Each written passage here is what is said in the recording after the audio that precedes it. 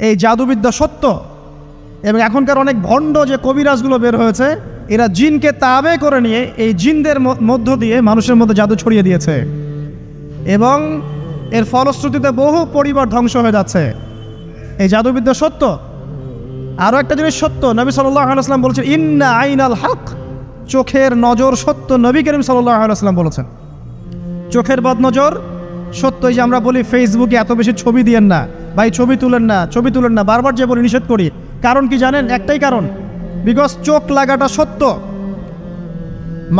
মানুষের চোখ লাগে, এই কথা শুনলে অনেক মজুমদাররা হাসবে না? কথা বুঝতে পারেন নাই?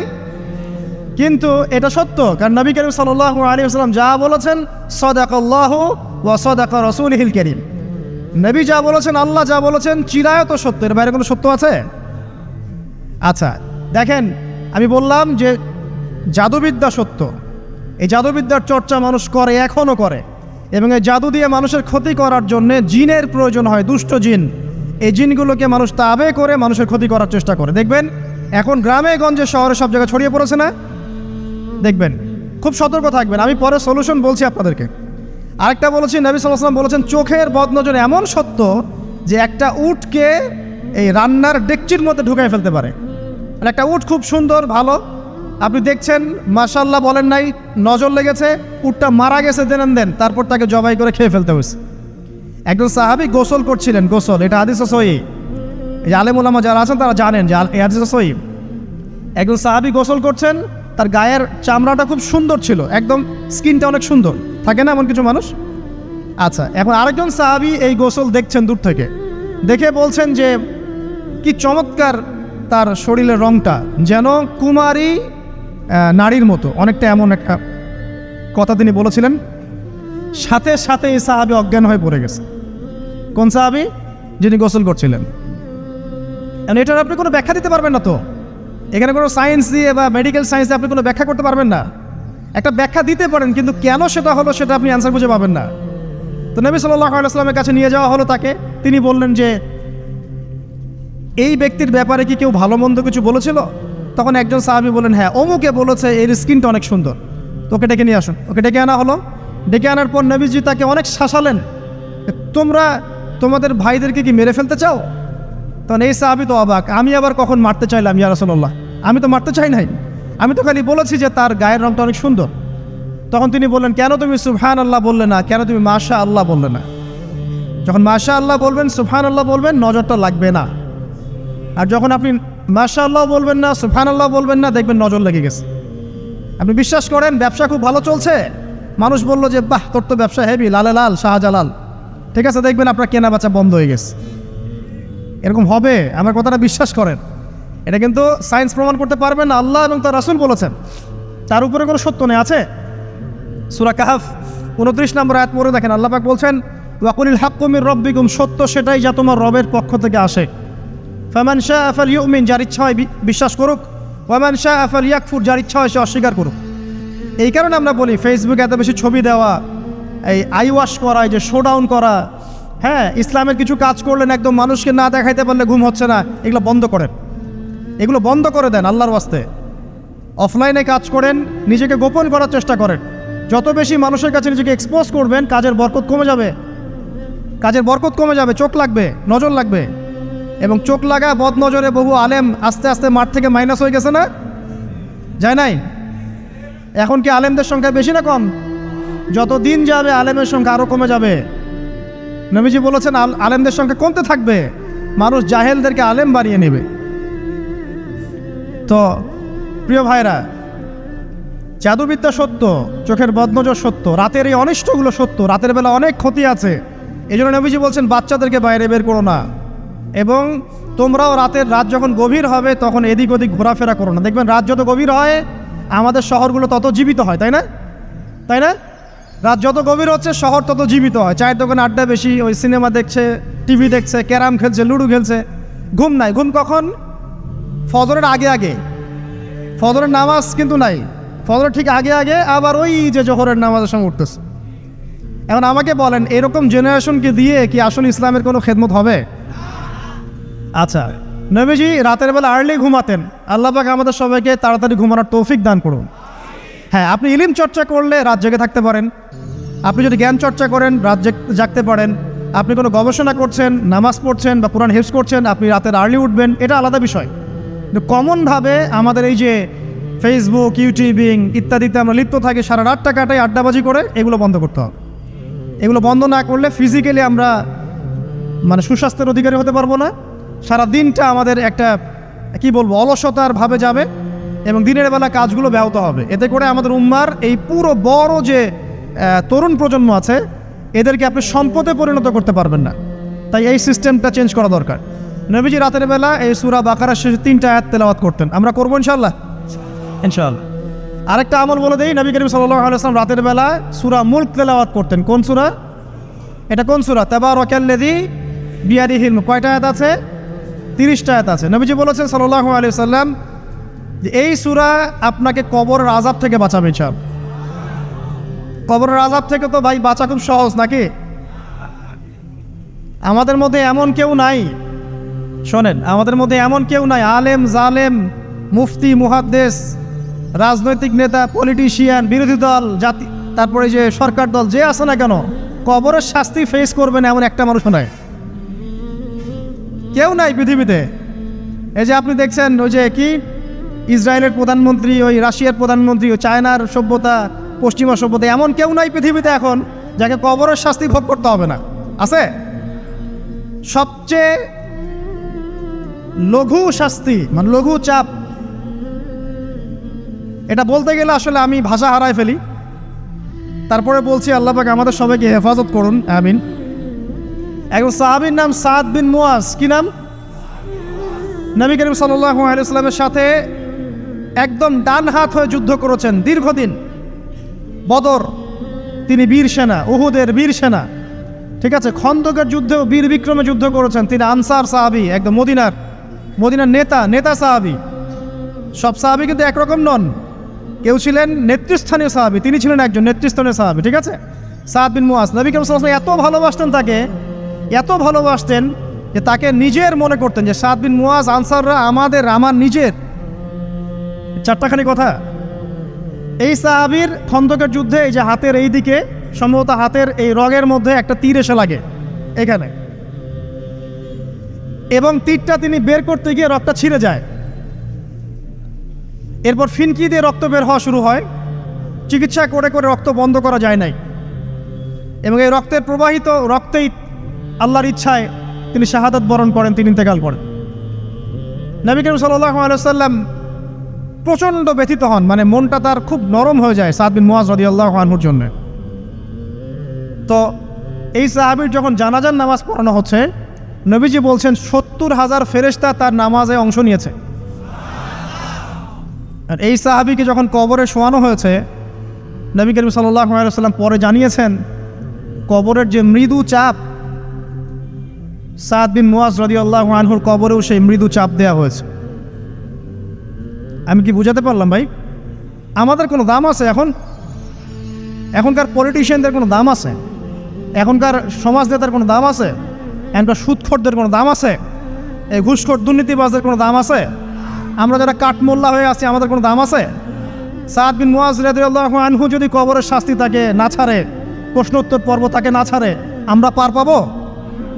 নবী করিম সাল্লাল্লাহু আলাইহি ওয়াসাল্লাম বলছেন সূরা মুলক তেলাওয়াত করো রাতের বেলা, ইনশাআল্লাহ সূরা মুলকের তেলাওয়াত কবরের আযাব থেকে তোমাকে বাঁচান।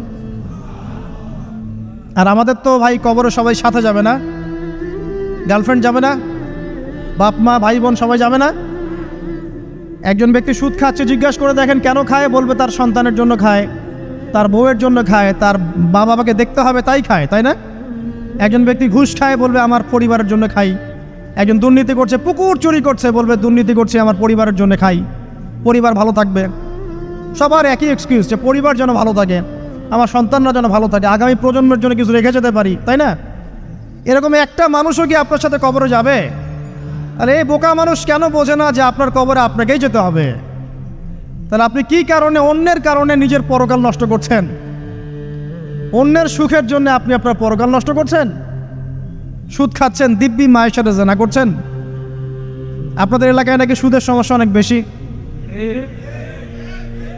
কয়েকটা হাদিস বলে দেই, আমি ওদেরকে আক্রমণ করতে আসি না, আমি শুধু তাদেরকে 3টে হাদিস শোনাতে এসেছি। 1 নম্বর হাদিস শোনেন। আল্লাহর নবী মুহাম্মদ সাল্লাল্লাহু আলাইহি ওয়াসাল্লাম বলেছেন, সুদের পাপের 73টা শাখা আছে। কয়টা? কোনো হাদিসে 70টাও আছে, কোনো হাদিসে 73টা আছে। বলছেন যে সবচেয়ে নিচের শাখাটা হচ্ছে, সুদের পাপের সবচেয়ে নিচের শাখা হচ্ছে যে যেন কোনো ব্যক্তি তার মাকে রেপ করলো, তার মাকে ধর্ষণ করলো। 1 দিরহাম যে ব্যক্তি সুদ খায়, সহিহ বুখারীতে আরেকটা হাদিস এসেছে, সে যেন 36টা মেয়েকে ধর্ষণ করলো। আর আমি একটা কথা বানায় বলছি না, যদি বিশ্বাস না হয় কওমি মাদ্রাসা আছে, আলেম ওলামা আছে, গিয়ে বুখারী খুলতে বলেন, পড়তে বলেন, খালি একবার পড়তে বলেন, দেখেন যদি না থাকে তাহলে আমাকে এর সাথে থাপ্পড় দিয়ে যায়। যদি না থাকে হাদিস এটা, তাহলে আমার গালে একটা থাপ্পড় দিয়ে যায়। আর যদি থাকে তাহলে আল্লাহর রাস্তায় সুদ খাওয়া ছেড়ে দেন। কোনটা করবেন? চ্যালেঞ্জ করবেন? নবীজি বলেছেন, 1টা দিরহাম যে ব্যক্তি সুদ খায়, দিরহাম মানে কি? রৌপ্য মুদ্রা। এটা এখন দেখতে পারবেন না, জাদুঘরে আছে। আপনারা কেমন আছেন সবাই? আজকে ইনশাআল্লাহ তাআলা একটি গুরুত্বপূর্ণ বিষয় নিয়ে আপনাদের সাথে কথা বলবো। ওয়া মা তাওফীকি ইল্লা বিল্লাহ আলাইহি তাওয়াক্কালতু ওয়া ইলাইহি উনীব। বিসমিল্লাহির রহমানির রহিম। আজকে যে টপিকগুলো নিয়ে কথা হয়েছে, আপনারা অলরেডি অনেক কথা শুনেছেন। তো আমি আসলে এই পরিবেশ পরিস্থিতি সম্পর্কে আগে থেকে জানতাম। এখানে আসার পর আমি বুঝতে পারলাম যে আসলে আমরা পারিপার্শ্বিকভাবে কোন জায়গায় আছি। এখন ইনস্ট্যান্ট তো এই বিষয়ে অনেক কিছু বলা যায়, কিন্তু আমি ওইদিকে যাচ্ছি না। আমি আমার ক্ষুদ্র বুঝ অনুযায়ী রাসূলুল্লাহ সাল্লাল্লাহু আলাইহি ওয়াসাল্লামের যে শান, যে মর্যাদা, তিনি যে শেষ নবী এবং তারপরে যে কোনো নবী আসবে না, এবং কেন তিনি শেষ নবী, তার মধ্যে স্পেশালিটি কি আছে, এই বিষয়গুলো নিয়ে একটু সংক্ষিপ্ত কথা বলবেন ইনশাআল্লাহ। ঠিক আছে? ওয়া মা তাওফীকি ইল্লা বিল্লাহ আলাইহি তাওয়াক্কালতু ওয়া ইলাইহি উনীব। আমি আলোচনা শুরু করতে যাচ্ছি একটা হাদিস থেকে। একদিন রাসূলুল্লাহ সাল্লাল্লাহু আলাইহি ওয়াসাল্লাম মসজিদের পাশ দিয়ে হেঁটে যাচ্ছেন, মসজিদে নববীর পাশ দিয়ে। তখন সাহাবায়ে কেরাম রাদিয়াল্লাহু আনহুম আজমাইন, তারা মসজিদের মধ্যে বসে একটা বিষয় নিয়ে কথোপকথন করছিলেন। তো নবী সাল্লাল্লাহু আলাইহি ওয়াসাল্লাম জিজ্ঞাসা করলেন যে, তোমরা কি নিয়ে কথা বলছো? তোমরা কি নিয়ে কথোপকথন করছো? তখন সাহাবায়ে কেরাম রাদিয়াল্লাহু আনহুম তারা বলছেন যে, আমরা কিয়ামতের আলামতগুলো নিয়ে কথা বলছিলাম। কি নিয়ে কথা বলছেন? কিয়ামতের আলামতগুলো নিয়ে সাহাবীরা কথা বলছেন। তো সাহাবীদের কিয়ামতের আলামত নিয়ে কথা বলার কি দরকার ছিল? তাদের সময় তো আর কিয়ামত হবে না। দরকার ছিল কি? সচেতনতা। তারা ফিতনায় নিজেরা যেন না পড়ে যান, এই জন্য সতর্ক থাকতে চাইতেন। এই কারণেই ফিতনাময় পরিবেশ নিয়ে আলোচনা করতেন। তো নবী সাল্লাল্লাহু আলাইহি ওয়াসাল্লাম তখন বললেন, দেখো, যতদিন পর্যন্ত 10টা আলামত প্রকাশ হচ্ছে না, ততদিন পর্যন্ত কিয়ামত হবে না। কয়টা আলামত? 10টা। নবী সাল্লাল্লাহু আলাইহি ওয়াসাল্লাম প্রথমে বললেন, 1 নাম্বার হচ্ছে মাসিহুদ দাজ্জাল। কি নাম? মাসিহুদ দাজ্জাল। 2 নাম্বার হচ্ছে ইয়াজুজ এবং মাজুজ। এর আদম সন্তান পৃথিবীতে বের হবে এবং পুরো পৃথিবীটা ম্যাসাকার করে ছেড়ে দিবে। আর মাসিহুদ দাজ্জাল, সেও বের হবে শেষ জামানায়, যে ইহুদিদেরকে নিয়ে পুরো বিশ্ব শাসন করবে। বিশ্বের প্রতিটা ডিপার্টমেন্ট সে রুল করবে। এবং দাজ্জালের চেয়ে ভয়ঙ্কর কোনো ফিতনা এই পৃথিবীতে আসে নাই, আসবেও না। প্রত্যেক নবী তার কওমকে দাজ্জাল সম্পর্কে সতর্ক করেছিলেন। এমনকি নূহ আলাইহিস সালাম পর্যন্ত তার উম্মতকে দাজ্জালের ফিতনা সম্পর্কে সতর্ক করেছিলেন। নবী সাল্লাল্লাহু আলাইহি ওয়াসাল্লাম বলেছেন যে, তোমরা যদি সূরা কাহাফ তেলাওয়াত করো, প্রত্যেক জুমার দিন সূরা কাহাফ তেলাওয়াত করো, অথবা সূরা কাহাফের প্রথম 10টা আয়াত, শেষ 10টা আয়াত মুখস্থ রাখো, ইনশাআল্লাহ তাআলা মাসিহুদ দাজ্জাল তোমাদের কোনো ক্ষতি করতে পারবে না। 1 মাসিহুদ দাজ্জাল, 2 ইয়াজুজ আর মাজুজ, 3 হচ্ছে ঈসা ইবনে মারইয়াম। ঈসা ইবনে মারইয়াম যতক্ষণ পর্যন্ত না আসছেন, পৃথিবীতে আবার ইউটার্ন না করছেন এবং তার হাতে মাসিহুদ দাজ্জাল নিহত না হচ্ছে, কিয়ামত হবে না। 4 দাব্বাতুল আরদ, অর্থাৎ পৃথিবীর ভিতরে একটা প্রাণী আছে, মাটি ফেরে এই প্রাণীটা বের হবে কিয়ামতের আগে আগে, এবং এই প্রাণীটা মানুষের সাথে কথাবার্তা বলবে, কথা বলতে পারা প্রাণী। এ যতক্ষণ বের হচ্ছে না, কিয়ামত হবে না ইনশাআল্লাহ তাআলা। কটা বললাম? 4টা। 5 হচ্ছে দুখান বা ধোঁয়া। এই পুরো পৃথিবীর আকাশটা একটা নির্দিষ্ট সময় পর্যন্ত ধোঁয়ায় ছেয়ে যাবে এবং হতে পারে, আল্লাহু আলাম, হতে পারে যে সূর্যের আলো পৃথিবীতে পৌঁছাবে না, এমন ধোঁয়া হতে পারে, পুরো পৃথিবীটা ধোঁয়ায় ছেয়ে যাবে। এটা সূরা দুখানের মধ্যেও বলা আছে। এটা 5। 6 নম্বরে নবী সাল্লাল্লাহু আলাইহি ওয়াসাল্লাম বলছেন যে একটা ভূমিকম্প হবে পৃথিবীর পূর্ব দিকে। পৃথিবীর পূর্ব দিক মানে এই যে ভারত, পাকিস্তান, বাংলাদেশ, শ্রীলঙ্কা, ইন্দোনেশিয়া, ঠিক আছে, এই সিঙ্গাপুর, এই যে কন্টিনেন্ট, মালয়েশিয়া, এটা পৃথিবীর পূর্ব দিক। এদিকে একটা ভূমিকম্প হবে। তারপরে 7, পৃথিবীর পশ্চিমে একটা ভূমিকম্প হবে। পশ্চিম মানে বোঝেন না?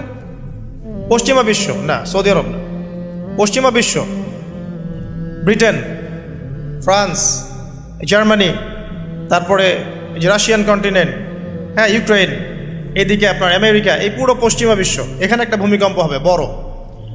এবং এগুলো এমন হবে যেগুলোতে ভূমি মাটিতে ধসে যাবে, মাটিতে ডুবে যাবে।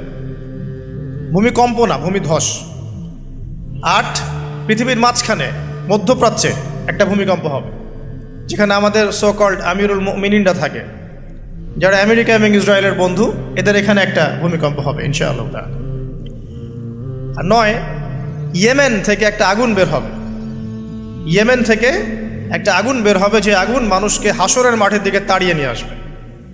আরেকটা বলেছেন 10 নম্বর, যেটা এই মুহূর্তে আমি ঠিক মনে করতে পারছি না। তো এই 10টা আলামতের কথা নবী সাল্লাল্লাহু আলাইহি ওয়াসাল্লাম বলেছেন, না হওয়া পর্যন্ত, এই 10টা আলামত না আসা পর্যন্ত কিয়ামত হবে না। ঠিক আছে?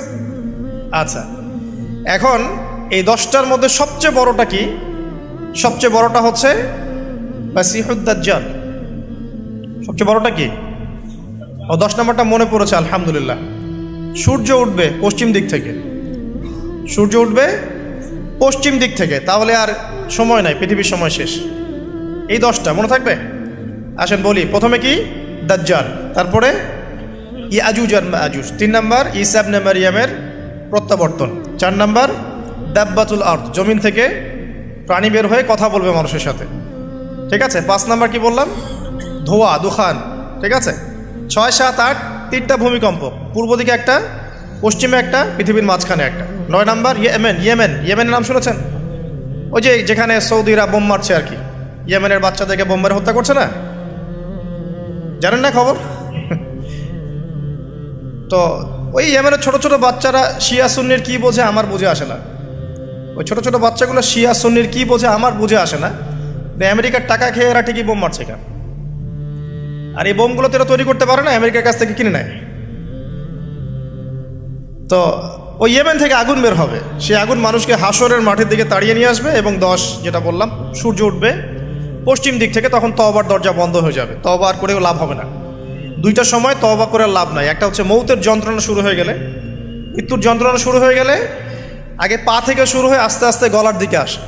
হাদিসে যেমনটা এসেছে, সূরা ওয়াকিয়ার মধ্যেও আছে, যে পায়ের দিক থেকে যন্ত্রণা শুরু হয়ে আস্তে আস্তে আস্তে আস্তে এই গলার দিকে আসে, এবং আত্মাটা গলার এখানে যখন চলে আসে, এখান থেকে মালাকুল মউত আত্মাটাকে নিয়ে চলে যান।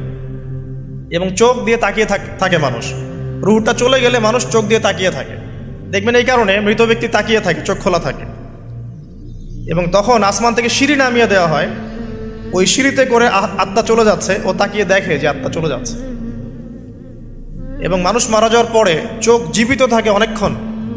মেডিকেল সায়েন্স যারা পড়েছে তাদেরকে জিজ্ঞাসা করবে, মানুষ ডেড হয়ে গেলেও চোখ দেখবেন আরও কয়েক ঘন্টা, হয়তো আরও নির্দিষ্ট একটা সময় পর্যন্ত চোখটা কিন্তু জীবিত থাকে। এই জন্যে চোখ বন্ধ করে দিতে হয়। যাই হোক, যেটা বলছিলাম, যে মৌতের যন্ত্রণা শুরু হয়ে গেলে তওবা করে লাভ নাই, তওবার দরজা বন্ধ।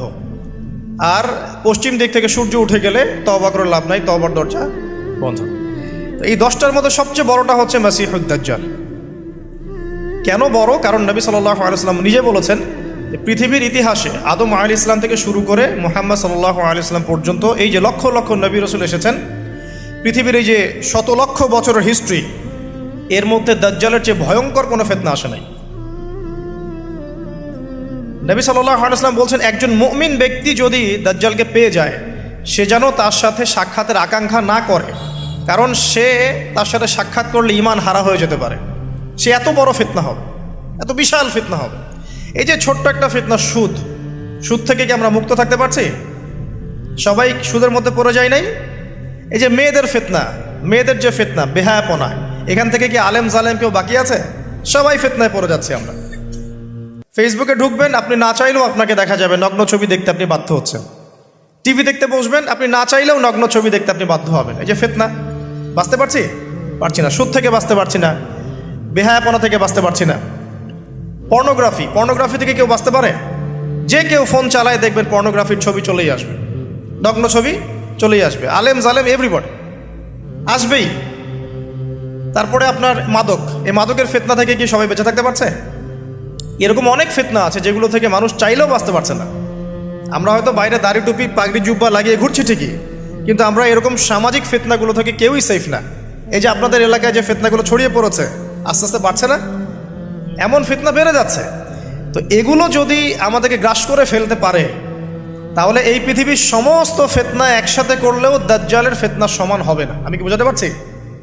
পৃথিবীতে চলমান যত ফিতনা আছে, ব্যক্তিগত ফিতনা, পারিবারিক ফিতনা, সামাজিক, অর্থনৈতিক, পলিটিক্যাল, সব ফিতনাগুলো এক জায়গায় করলেও মাসিহুদ দাজ্জালের মতো ভয়ঙ্কর হবে না। এই জন্য নবী সাল্লাল্লাহু আলাইহি ওয়াসাল্লাম বলছেন, দাজ্জালের চেয়ে ভয়ঙ্কর কোনো ফিতনা আসেও নাই, আসবেও না। প্রত্যেক নবী আলাইহিস সালাম তার কওমকে এই ফিতনা সম্পর্কে সতর্ক করতেন। এমনকি এক্সাম্পল দিতে গিয়ে নবী সাল্লাল্লাহু আলাইহি ওয়াসাল্লাম বলছেন, নূহ আলাইহিস সালাম, ওই কত বছর আগের নবী, তিনি পর্যন্ত তার কওমকে দাজ্জাল সম্পর্কে সতর্ক করেছেন। সে কোথায় আছে? সে পৃথিবীতেই আছে। তার কি জন্ম হয়েছে? উত্তর হ্যাঁ, তার জন্ম হয়েছে। সে কি এখন আত্মপ্রকাশ করেছে? উত্তর না, সে এখনো মানুষের রূপে আত্মপ্রকাশ করে নাই। সে কাদেরকে নিয়ে বিশ্ব শাসন করবে? উত্তর, জিউসদেরকে নিয়ে, ইহুদিদেরকে নিয়ে। দাজ্জাল কাদেরকে নিয়ে বিশ্ব শাসন করবে? ইহুদিদেরকে নিয়ে। আমার কথা কি বোঝা যায়? নবী সাল্লাল্লাহু আলাইহি ওয়াসাল্লাম বলেন, সে এত বড় ফিতনা, সে 40 দিন পৃথিবীতে বিচরণ করবে। কয়দিন? 40 দিন। যার প্রথম দিনটা হবে 1 বছরের সমান, দ্বিতীয় দিনটা হবে 1 মাসের সমান, তৃতীয় দিনটা হবে 1 সপ্তাহের সমান, এবং বাকি দিনগুলো হবে আমাদের দিনের মতোই। নবী করিম সাল্লাল্লাহু আলাইহি ওয়াসাল্লাম বিভিন্ন হাদিস থেকে বলেছেন যে দাজ্জাল সারা বিশ্বটাকে শাসন করবে। কীরকম? মানে সে ইলাহ দাবি করে বসবে। আল্লাহ পাক তাকে কিছু অলৌকিকত্ব দিবেন মানুষকে ফিতনায় পরীক্ষা করার জন্য। যারা ওর উপর ঈমান আনবে, দাজ্জালের প্রতি ঈমান আনবে, দাজ্জাল ওদেরকে জান্নাত দিবে। তার এক হাতে থাকবে জান্নাত, এক হাতে জাহান্নাম। মানে অরিজিনাল জান্নাত জাহান্নাম নয়, কারণ জান্নাত জাহান্নামকে হাতে নিয়ে ঘোরা যায়? যায় না। আমাদের কিছু প্রোটেস্ট্যান্ট মুসলিম ভাই আছে, তারা মনে করে যেটা হাদিসের শব্দ ওইটাই, মানে হাদিসে যেটা শব্দ সেটাই, এর কোনো ইন্টারপ্রিটেশন, ব্যাখ্যায় তারা বিশ্বাস করে না। তাহলে এক হাতে জান্নাত এক হাতে জাহান্নামের ব্যাখ্যা আপনি কি করবেন? সত্যি সত্যি কি হাতে জান্নাত জাহান্নাম নিয়ে কেউ ঘুরতে পারে না। মানে কি? মানে হচ্ছে যদি কেউ দাজ্জালকে অনুসরণ করে, তার আনুগত্য করে, দাজ্জাল তাকে জান্নাতের নাজ নেয়ামত দিবে, পৃথিবীতে নাজ নেয়ামত দিবে। সে স্বাচ্ছন্দ্যে থাকবে, তার ফাইন্যান্সিয়াল অবস্থা ভালো হবে, তার স্ট্যাটাস ভালো হবে, পৃথিবীতে ভালো থাকবে। আর যদি কেউ দাজ্জালকে অস্বীকার করে, তার বিরুদ্ধে দাঁড়ায়, তখন দাজ্জাল তাকে অত্যাচার করবে, অন্যায় করবে, জুলুম করবে, তার অবস্থা পৃথিবীতে হেয় প্রতিপন্ন হয়ে যাবে। জান্নাত জাহান্নাম। দাজ্জাল এর বাহন হবে একটা গাধা। নবী সাল্লাল্লাহু আলাইহি ওয়াসাল্লাম বলছেন, সেই গাধার লম্বা প্রশস্ত কান থাকবে, যেই কানের নিচে কত হাজার মানুষ আশ্রয় নিতে পারবে। তো এখন এটা কি সত্যিকারের গাধা? দাজ্জালের কানের কথা বলা হচ্ছে, এই কানটা কি সত্যিকারের কান? যার নিচে এমন কোনো গাধা কি আছে বড় কানওয়ালা যে আকাশে উঠতে পারে? এমন কোনো গাধা কি আছে যে আকাশে উঠতে পারে, যার বড় কান আছে, যার কানের নিচে হাজার হাজার মানুষ আশ্রয় নিতে পারে? আছে? নাই। তাহলে নিঃসন্দেহে এটা বাস্তবিক গাধা বোঝানো হচ্ছে না, বোঝানো হচ্ছে এমন কোনো বাহন যেটা আকাশ ফ্লাই করতে পারে এবং এত অত্যাধুনিক হবে যার পাখার নিচেই হাজার মানুষ আশ্রয় নিতে পারবে। এয়ারক্রাফট হতে পারে, আল্লাহু আলাম। আচ্ছা, আলোচনা হয়তো অনেক হাই স্কেলে চলে যাচ্ছে, আমি একটু কমাই নিয়ে আসি। এক কথায় সংক্ষিপ্ত করে বোঝেন, দাজ্জাল পুরো বিশ্বটাকে রুল করবে, শাসন করবে। ঠিক আছে? কাদেরকে নিয়ে শাসন করবে? কাদেরকে নিয়ে? ইহুদিদেরকে নিয়ে। আচ্ছা, ইহুদিদের মধ্যে দুটো ভাগ আছে। এক ভাগ হচ্ছে সত্যিকার অর্থেই কিছু কিছু ক্ষেত্রে তারা তাওরাত, এই যে জাবুর, ইনজিল, এগুলোর প্রতি একটু মানে অনুগত আর কি। আরেকগুলো আছে বেশিরভাগই এরা হচ্ছে বদ প্রকৃতির। এরা এই পৃথিবীতে, সারা পৃথিবীতে জায়নিস্ট মুভমেন্ট ছড়িয়ে দিয়েছে এবং তারা বিশ্বের প্রত্যেকটা ডিপার্টমেন্ট নিয়ন্ত্রণ করা শুরু করেছে এখন। এবং তারা সারা বিশ্বর যত সেন্সিটিভ ইস্যুগুলো হচ্ছে এর পিছনে কলকাঠি নাড়ে আর। এখন যদি কাউকে মনে করেন আপনাকে যদি বিশ্ব শাসন করতে হয় এবং আপনার সাথে কিছু অনুসারী থাকে, তাহলে আপনাদেরকে কিছু কাজ করতে হবে তো। আমার কথা বোঝেন। মনে করেন যে আমি বিশ্ব যদি শাসন করতে চাই, তাহলে আমার তো কিছু মানুষ লাগবে, লাগবে না? লাগবে। আচ্ছা, তারপরে আমার তো একটা ভূখণ্ড লাগবে, লাগবে না? একটা দেশ লাগবে না? একটা সার্বভৌমত্ব লাগবে না? আমাকে পৃথিবীর সমস্ত অর্থনৈতিক বিষয়গুলো নিয়ন্ত্রণ করতে হবে না? কারণ ইকোনমি নিয়ন্ত্রণ করতে না পারলে কি ওয়ার্ল্ডকে শাসন করতে পারবে? মনে করেন ওয়ার্ল্ডের ব্যাংকিং সিস্টেম, ইকোনমিকে কেউ নিয়ন্ত্রণ করছে না, সে কি রুলিং স্টেট হতে পারবে? শ্রীলঙ্কা, সে কি বিশ্বের রুলিং স্টেট? সে কি বিশ্বের অর্থনীতি নিয়ন্ত্রণ করে? বরং সে তো দেউলিয়া হয়ে গেল, তাই না? আমেরিকা, ইসরায়েল, ওরা কি দেউলিয়া হয়েছে? না। তারা কি বিশ্বের অর্থনৈতিক বিষয়কে নিয়ন্ত্রণ করে? করে।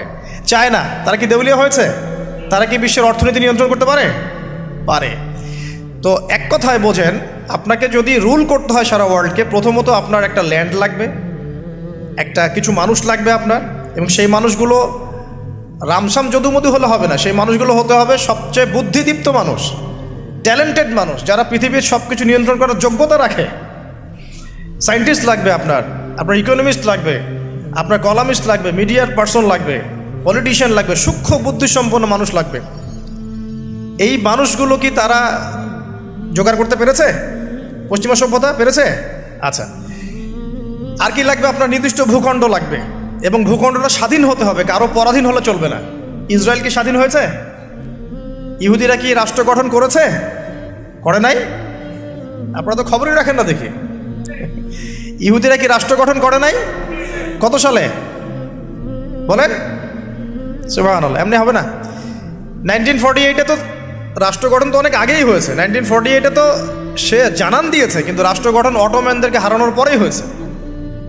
যখন প্রথম বিশ্বযুদ্ধ হয়ে গেছে, তারপরে অটোম্যান এম্পায়ারদেরকে হটিয়ে তারা তো রাষ্ট্র মোটামুটি দখল করেই ফেলেছে। তারপর আস্তে আস্তে রাষ্ট্রের আয়তন বাড়িয়েছে। মাত্র 1948-এর দিকে এসে তারা পুরো বিশ্বকে জানান দিয়েছে আমরা একটা পুরো রুলিং স্টেট হতে যাচ্ছি আপকামিং। তো যাই হোক, তারা রাষ্ট্র কায়েম করেছে। আপনাকে সারা ওয়ার্ল্ড রুল করতে হলে প্রথমত আপনার স্টেট লাগবে, স্টেট ওরা কায়েম করে ফেলেছে। আপনার স্টেটের রাষ্ট্রের সার্বভৌমত্ব দরকার আছে, এটাও ওদের হয়ে গেছে। আপনার সারা ওয়ার্ল্ডকে রুল করতে হলে সারা বিশ্বের ইকোনমিক সিস্টেম, অর্থনীতি নিয়ন্ত্রণ করতে হবে, তারা সেটা করেছে। ওয়ার্ল্ড ব্যাংকের মাধ্যমে করছে, IMF এর মাধ্যমে করছে, আরও বিভিন্ন সংস্থার মধ্য দিয়ে তারা ওয়ার্ল্ডের ইকোনমিক সিস্টেমটাকে নিয়ন্ত্রণ করে ফেলেছে। আপনি এর বাইরে যেতেই পারবেন না, এমনভাবে নিয়ন্ত্রণ করে ফেলেছে আপনি এর বাইরে যেতেই পারবেন না। এবং আরও কি দরকার? ম্যান পাওয়ার, জনসমষ্টি দরকার। এই জনসমষ্টির জন্য তারা ইউনাইটেড নেশনস ফর্ম করে ফেলেছে। আপনি ইউনাইটেড নেশনসের বাইরে যেতেই পারবেন, কেউ পারবে না। এখনকার এই রাষ্ট্রের, এই বিশ্বের কারো পক্ষে সম্ভব না। এর বাইরে গিয়ে কিছু করা কারো পক্ষে সম্ভব না, করতে গেলেই শেষ করে ফেলাবে। আর কি দরকার? আপনার সারা ওয়ার্ল্ডের মিডিয়া, প্রযুক্তি নিয়ন্ত্রণ করতে হবে। মিডিয়া নিয়ন্ত্রণে না থাকলে আপনি ইসলামকে আর মৌলবাদী, সন্ত্রাসী ধর্ম বলে প্রচার করতে পারবেন না। তো মিডিয়া নিয়ন্ত্রণ করতে হবে। মিডিয়া অলরেডি নিয়ন্ত্রিত ওদের, সমস্ত বড় বড় মিডিয়া ওদের হাতেই। আর কি লাগবে আপনার? টেকনোলজি। এই যে আপনি গুগল চালান, অ্যাপেল ইউজ করেন, এইটা ওইটা করেন, ফেসবুকিং, ইউটিউবিং, সব কিছু ওদেরই। আর আমরা মনে করি ফেসবুকের মধ্যে দিয়ে আমরা দিন কায়েম করে ফেলাবো একেবারে। মানে ইহুদি খ্রিস্টানদের প্ল্যাটফর্মে আইসা ওর মধ্য দিয়ে আমি চাচ্ছি দিন ইসলাম প্রতিষ্ঠা করে খেলাফত কায়েম করে ফেলাবো একেবারে।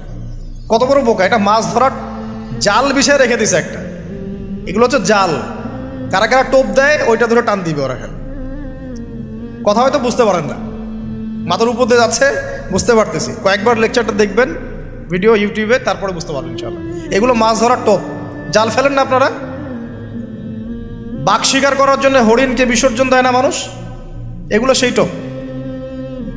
মাছ ধরতে গেলে আগে যে চারা দেন না, এই ফেসবুকিং, ইউটিউবিং, এগুলো চারা দেওয়া।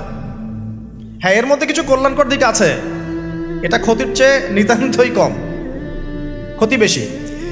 তারপরে আর কি নিয়ন্ত্রণ করতে হবে? সবচেয়ে বড় জিনিসটা, সেটা হলো অস্ত্রশস্ত্র। সারা বিশ্বের যত মারণাস্ত্র আছে, এমন অস্ত্র যেটা একটা বোম ফেললে একটা দেশ উড়ে চলে যাবে, এরকম অস্ত্রশস্ত্র নিয়ন্ত্রণ করতে হবে। সেটা করেছে না করে নাই? করেছে। এই যে দেখেন, এখন আপনি বুঝতে পারছেন যেটা আপনাকে সারা ওয়ার্ল্ডকে রুল করতে হয়, তাহলে আপনাকে এই সমস্ত বিষয়কে রুল করতে হবে। এগুলো রুল না করতে পারলে আপনি ওয়ার্ল্ডকে রুল করতে পারবেন না। আর নবীজি বলছেন দাজ্জাল সারা বিশ্বকে কি করবে? বলেন, সারা বিশ্বকে রুল করবে। তার মানে দাজ্জালকে এগুলো নিয়ন্ত্রণ করতে হবে, এবং দাজ্জালের ফলোয়ার্স যারা আছে ওদেরকে এগুলো নিয়ন্ত্রণ করতে হবে। এখন বলেন, পশ্চিমারা এবং জিউসরা এগুলো নিয়ন্ত্রণ করছে কি করছে না? তার মানে দাজ্জাল আসার সময় কাছে না দূরে? এবার বুঝতে পারছেন? এখন আসেন অন্যদিকে আসেন। শুধু এগুলো করলেই তো হচ্ছে না, এর পথে একটা বাধা আছে। ওই রুলিংসের পথে একটা বাধার নাম হচ্ছে মুসলিমরা। কারা? মুসলিমরা। কারণ মুসলিমরা জানে যে দাজ্জাল মিথ্যা, আল্লাহ পাক এটা পরীক্ষা করছেন। হ্যাঁ, ও যে আল্লাহ দাবি করবে, নিজেকে গড দাবি করবে বা সারা ওয়ার্ল্ডকে রুল করবে, এর বিরুদ্ধে একমাত্র শক্তি হিসেবে দাঁড়াতে পারলে মুসলিমরাই দাঁড়াতে পারবে। আর যাদের মধ্যে ধর্মীয় চেতনা আছে, যারা সৎ, নিজ নিজ ধর্ম পালন করে, তারাও কিন্তু এটাকে মেনে নিবে না। এখন তাহলে কি করতে হবে? ধর্মগুলোকে এলিমিনেট করতে হবে, ধর্মগুলোকে সরাতে হবে। এভাবে আস্তে আস্তে কি করলো, সব ধার্মিক তত্ত্বগুলোকে বাদ দিয়ে নাস্তিকতার তত্ত্বগুলো সব শুরু হলো সমাজে প্রচলন। আস্তে আস্তে আস্তে আস্তে ধর্ম আস্তে আস্তে মাইনাস হতে থাকলো এবং নাস্তিকতার তত্ত্বগুলো রাইজ করতে থাকলো। এটাও তারা করেছে। তারপরে মুসলিমদেরকে এখন বাধা দেওয়ার জন্য কি করতে হবে? কিছু কিছু জিনিসের দরকার। এই জায়গাতে আসে বোঝেন ভালো করে। এখন মুসলিমরা হয়ে গেল বাধার কারণ, করতে পারবো না। ওদের কাছে কোরআন আছে, ওদের কাছে হাদিস আছে, ওদের নবী মুহাম্মদ সাল্লাল্লাহু আলাইহি ওয়াসাল্লাম শেষ নবী, এবং মুহাম্মদ সাল্লাল্লাহু আলাইহি ওয়াসাল্লামের ফলোয়ার্সরা প্রায় 1400 বছর বিশ্বটা শাসন করেছে, করে নাই? তাহলে এরা তো বাধা। এখন আর মুসলিমদেরকে দুর্বল করতে হলে কি করতে হবে? তো প্রথমত ওরা ধর্মের মধ্যে অনেক তন্ত্রমন্ত্র ঢুকিয়ে দিয়েছে। ওই তন্ত্রমন্ত্রগুলো আগে একটু বলে নেই। যেমন ওরা মুসলিমদের মধ্যে কিছু মানুষ তৈরি করেছে যারা বলছে যে মুহাম্মদ সাল্লাল্লাহু আলাইহি ওয়াসাল্লাম শেষ নবী না, আরও নবী আসতে পারে। ঠিক আছে? এই যে ইমান হারা করে ফেললো আপনাকে আস্তে আস্তে। মুসলিমদের মধ্যে কিছু মানুষকে তারা তৈরি করেছে যারা বিধর্মী হয়েও দেখবেন ইসলামের লেবাস পোশাকে দিন প্রচার করছে, এরকম লোক আছে। মুসলিমদের মধ্যে এমন মানুষ তারা তৈরি করেছে যারা বলছে যে কবিরা গুনাহ করলেই কাউরে হত্যা করা যাবে। এভাবে তারা বিভিন্ন সন্ত্রাসবাদী সংগঠনে যোগ দিয়েছে। দেওয়ার ফলে মুসলিমদের মধ্যেই দেখা গেছে যে মুসলিম কান্ট্রিগুলোর মধ্যেই বোম ব্লাস্টিং, এখানে ওখানে বিস্ফোরণ, এগুলো করছে। এটাকে আমরা খাওয়ারিজ আকীদা বলি। তারা আবার ঢুকিয়ে দিয়েছে মুসলিমদের মধ্যে একদল মানুষ বলছে যে আলী রাদিয়াল্লাহু আনহু তিনি আল্লাহর মর্যাদা পাওয়ার যোগ্য, নাউজুবিল্লাহ। তার মর্যাদা মুহাম্মদ সাল্লাল্লাহু আলাইহি ওয়াসাল্লামের চেয়েও বেশি, নাউজুবিল্লাহ, বা তার সমমানের, এইসব কথাও বলছে। এরকম একটা শ্রেণীও বের হয়েছে। আবার নতুন আরেক শ্রেণী বের হয়েছে মুসলিমদের মধ্যে, বলছে যে কোরআন মানবো, হাদিস মানার কোনো দরকার নাই, কোরআন মানলেই যথেষ্ট, হাদিস মানার কোনো দরকার নেই। আবার একটা দল বের করবে, মানে করেছে দেখবেন, যারা হচ্ছে আবার শুধু লা ইলাহা ইল্লাল্লাহ বললেই হবে, আমলের কোনো দরকার নাই। শৈথিল্যবাদী, মুরজিয়া বলে এদেরকে, শুধু লা ইলাহা ইল্লাল্লাহ বললেই হবে, আমলের কোনো দরকার নাই। আবার একটা দল বের করেছে যে যুক্তি দিয়ে কোরআন যতটুকু বুঝবো এটাই মানা যাবে, এর বাইরে মানা যাবে না, মুতাজিলা। যুক্তি দিয়ে কোরআন যতটুকু বুঝবো এতটুকু মানবো, যুক্তির বাইরে যায় মানবো না। এরকম শত শত আকীদার মানুষকে তারা মুসলিমদের মধ্যেই ছড়িয়ে দিয়েছে, এবং মুসলিমদের মধ্যে এই ফিতনাগুলো ছড়িয়ে দেওয়ার ফলে উম্মাহ কি হয়ে গেছে? বিভক্ত হয়ে গেছে। এরপরেও আবার দেখবেন হকপন্থী যারা, তাদের মাঝে সূক্ষ্মভাবে তারা ষড়যন্ত্র করে আপোষে ফাটল সৃষ্টি করে দিয়েছে। বিশুদ্ধ মানহাজের, বিশুদ্ধ আকীদার একটা জামায়ার মধ্যেও দেখবেন আবার ফাটল সৃষ্টি হয়ে গেছে। এগুলো ধর্মতাত্ত্বিকভাবে তারা আক্রমণ করেছে। আবার তরুণ যুবকদেরকে এই যে internet section, gaming section, online section, অহেতুক সময় নষ্টর কিছু এলিমেন্টস, গেমিং সেকশন, এগুলো দিয়ে ব্যস্ত রেখেছে। ফ্রি মিক্সিং ছড়িয়ে দিয়েছে, ফ্রি মিক্সিং, নারী পুরুষের একাকার। এখন জেনা ছড়িয়ে দেওয়া হয়েছে, জেনার উপকরণ পর্নোগ্রাফি ছড়িয়ে দেওয়া হয়েছে, সবাই ঘরে বসে এগুলো দেখছে। মাদকটাকে সহজ করে দেওয়া হয়েছে, সবাই এখন এদিকে ছুটছে। রিবা ছড়িয়ে দেওয়া হচ্ছে, সবাই সুদ খাচ্ছে। মানে মুসলিম উম্মাকে ধ্বংস করার জন্য চতুর্দিক থেকে তারা কিন্তু আক্রমণ করেছে। কেন আক্রমণ করেছে? কারণ ওই রুল করতে হলে, তাদেরকে সারা ওয়ার্ল্ডকে রুল করতে হলে সবচেয়ে বড় বাধা কারা? মুসলিমরাই। এই কারণেই সুদূর প্রসারী নীল নকশা একে প্রায় 100-200 বছরের প্ল্যান করে তারা এই কাজগুলো করেছে, যে কাজগুলোতে তারা প্রায় 80-90% সফল। আর আমরা বিগত 100 বছরে সবচেয়ে বেশি যে কয়টা মাসআলা নিয়ে পড়েছিলাম সেটা হচ্ছে হাত বাঁধা, নাভির নিচে না উপরে না বুকে, রফুল এদেন করবো কি করবো না, আমিন জোরে হবে না আসতে, পায়ে পা লাগবে কি লাগবে না। আর বিগত 100 বছরে 100 বছর কিন্তু হয়ে গেছে। 1914 সালে অটোম্যান ডিফিটের পরে 2022 চলছে, এখন প্রায় 100 বছর হয়ে গেছে। তো 100 বছরে তারা কিন্তু এই সমস্ত সেক্টরগুলো উন্নতি করে আজকে রুলিং স্টেট। আপনাকে বোঝাচ্ছিলাম ওরাই কিন্তু সারা ওয়ার্ল্ডকে রুল করছে। আর মাসিহুদ দাজ্জালও কিন্তু ইহুদিদেরকে নিয়ে সারা ওয়ার্ল্ডকে রুল করবে। আচ্ছা, এখন বুঝতে পারছেন অলরেডি যারা বিচক্ষণ শ্রোতা যে এই পরিস্থিতিটা শুধুমাত্র ওদের সাফল্য বললে ভুল হবে, এখানে সবচেয়ে বড় কথা আমাদের ব্যর্থতা। কারণ বিগত 1400 বছরে কিন্তু আমাদের অবস্থা এমন ছিল না। ওমর রাদিয়াল্লাহু আনহুর যুগে আমাদের অবস্থা এমন ছিল, আবু বকর সিদ্দিকের যুগে এমন ছিল, তারপরে আপনার উসমান আলী রাদিয়াল্লাহু আনহুমা তাদের যুগে কি আমাদের অবস্থা এমন ছিল? 4 খলিফার যুগ ছিল প্রায় 30 বছর। কত বছর? 30 বছর। 30 বছর ইসলামী খেলাফা চলেছে। তার আগে নবী সাল্লাল্লাহু আলাইহি ওয়াসাল্লাম 23 বছরে সমাজ সংস্কার করেছেন। ওই 23 বছর যদি ধরি, পরের 30 বছর এখানে কিন্তু ইসলামের জয় জয়কার। 4 খলিফার পরেও উমাইয়ারা শাসন এসেছে। কারা আসছে? উমাইয়ারা শাসন করেছে প্রায় 80 থেকে 90 বছর বা 92 বছর। এই 92 বছরেও কিন্তু মুসলিমদের অবস্থা এমন ছিল না। ছিল? কথা বুঝতে পারছেন না? ছিল না।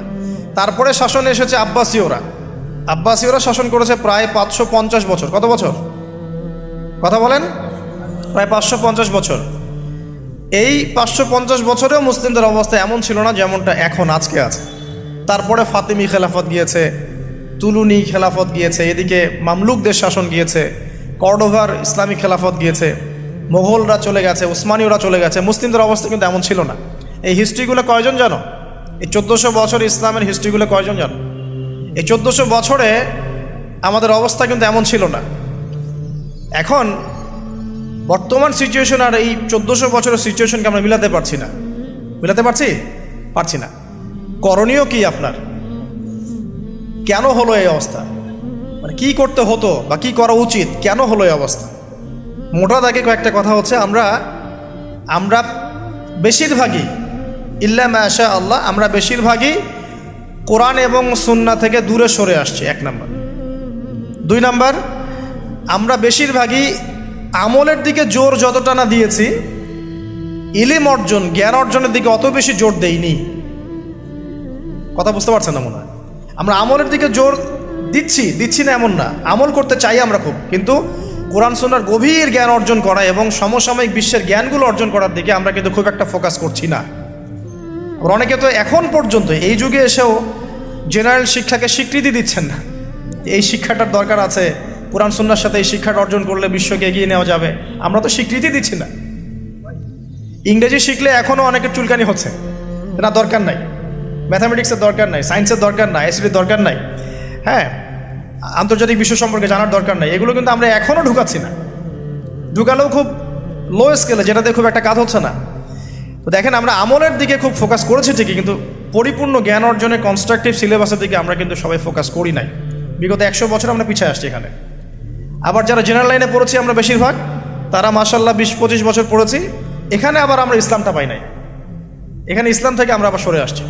আমরা অনেক কিছু শিখেছি, ডক্টর হয়েছি, ইঞ্জিনিয়ার হয়েছি, পলিটিশিয়ান হয়েছি, ইকোনমিস্ট হয়েছি, কিন্তু ইসলামিক বেসিক জিনিস জানি না। অজুর ফরজ জানি না, নামাজের ফরজ, ওয়াজিব, সুন্নাত, মোস্তাহাব জানি না, আছে না? ফরজ গোসল কেমন করে করতে হয় সেটাও আমরা বুঝতে পারছি না, জানি না অনেকেই।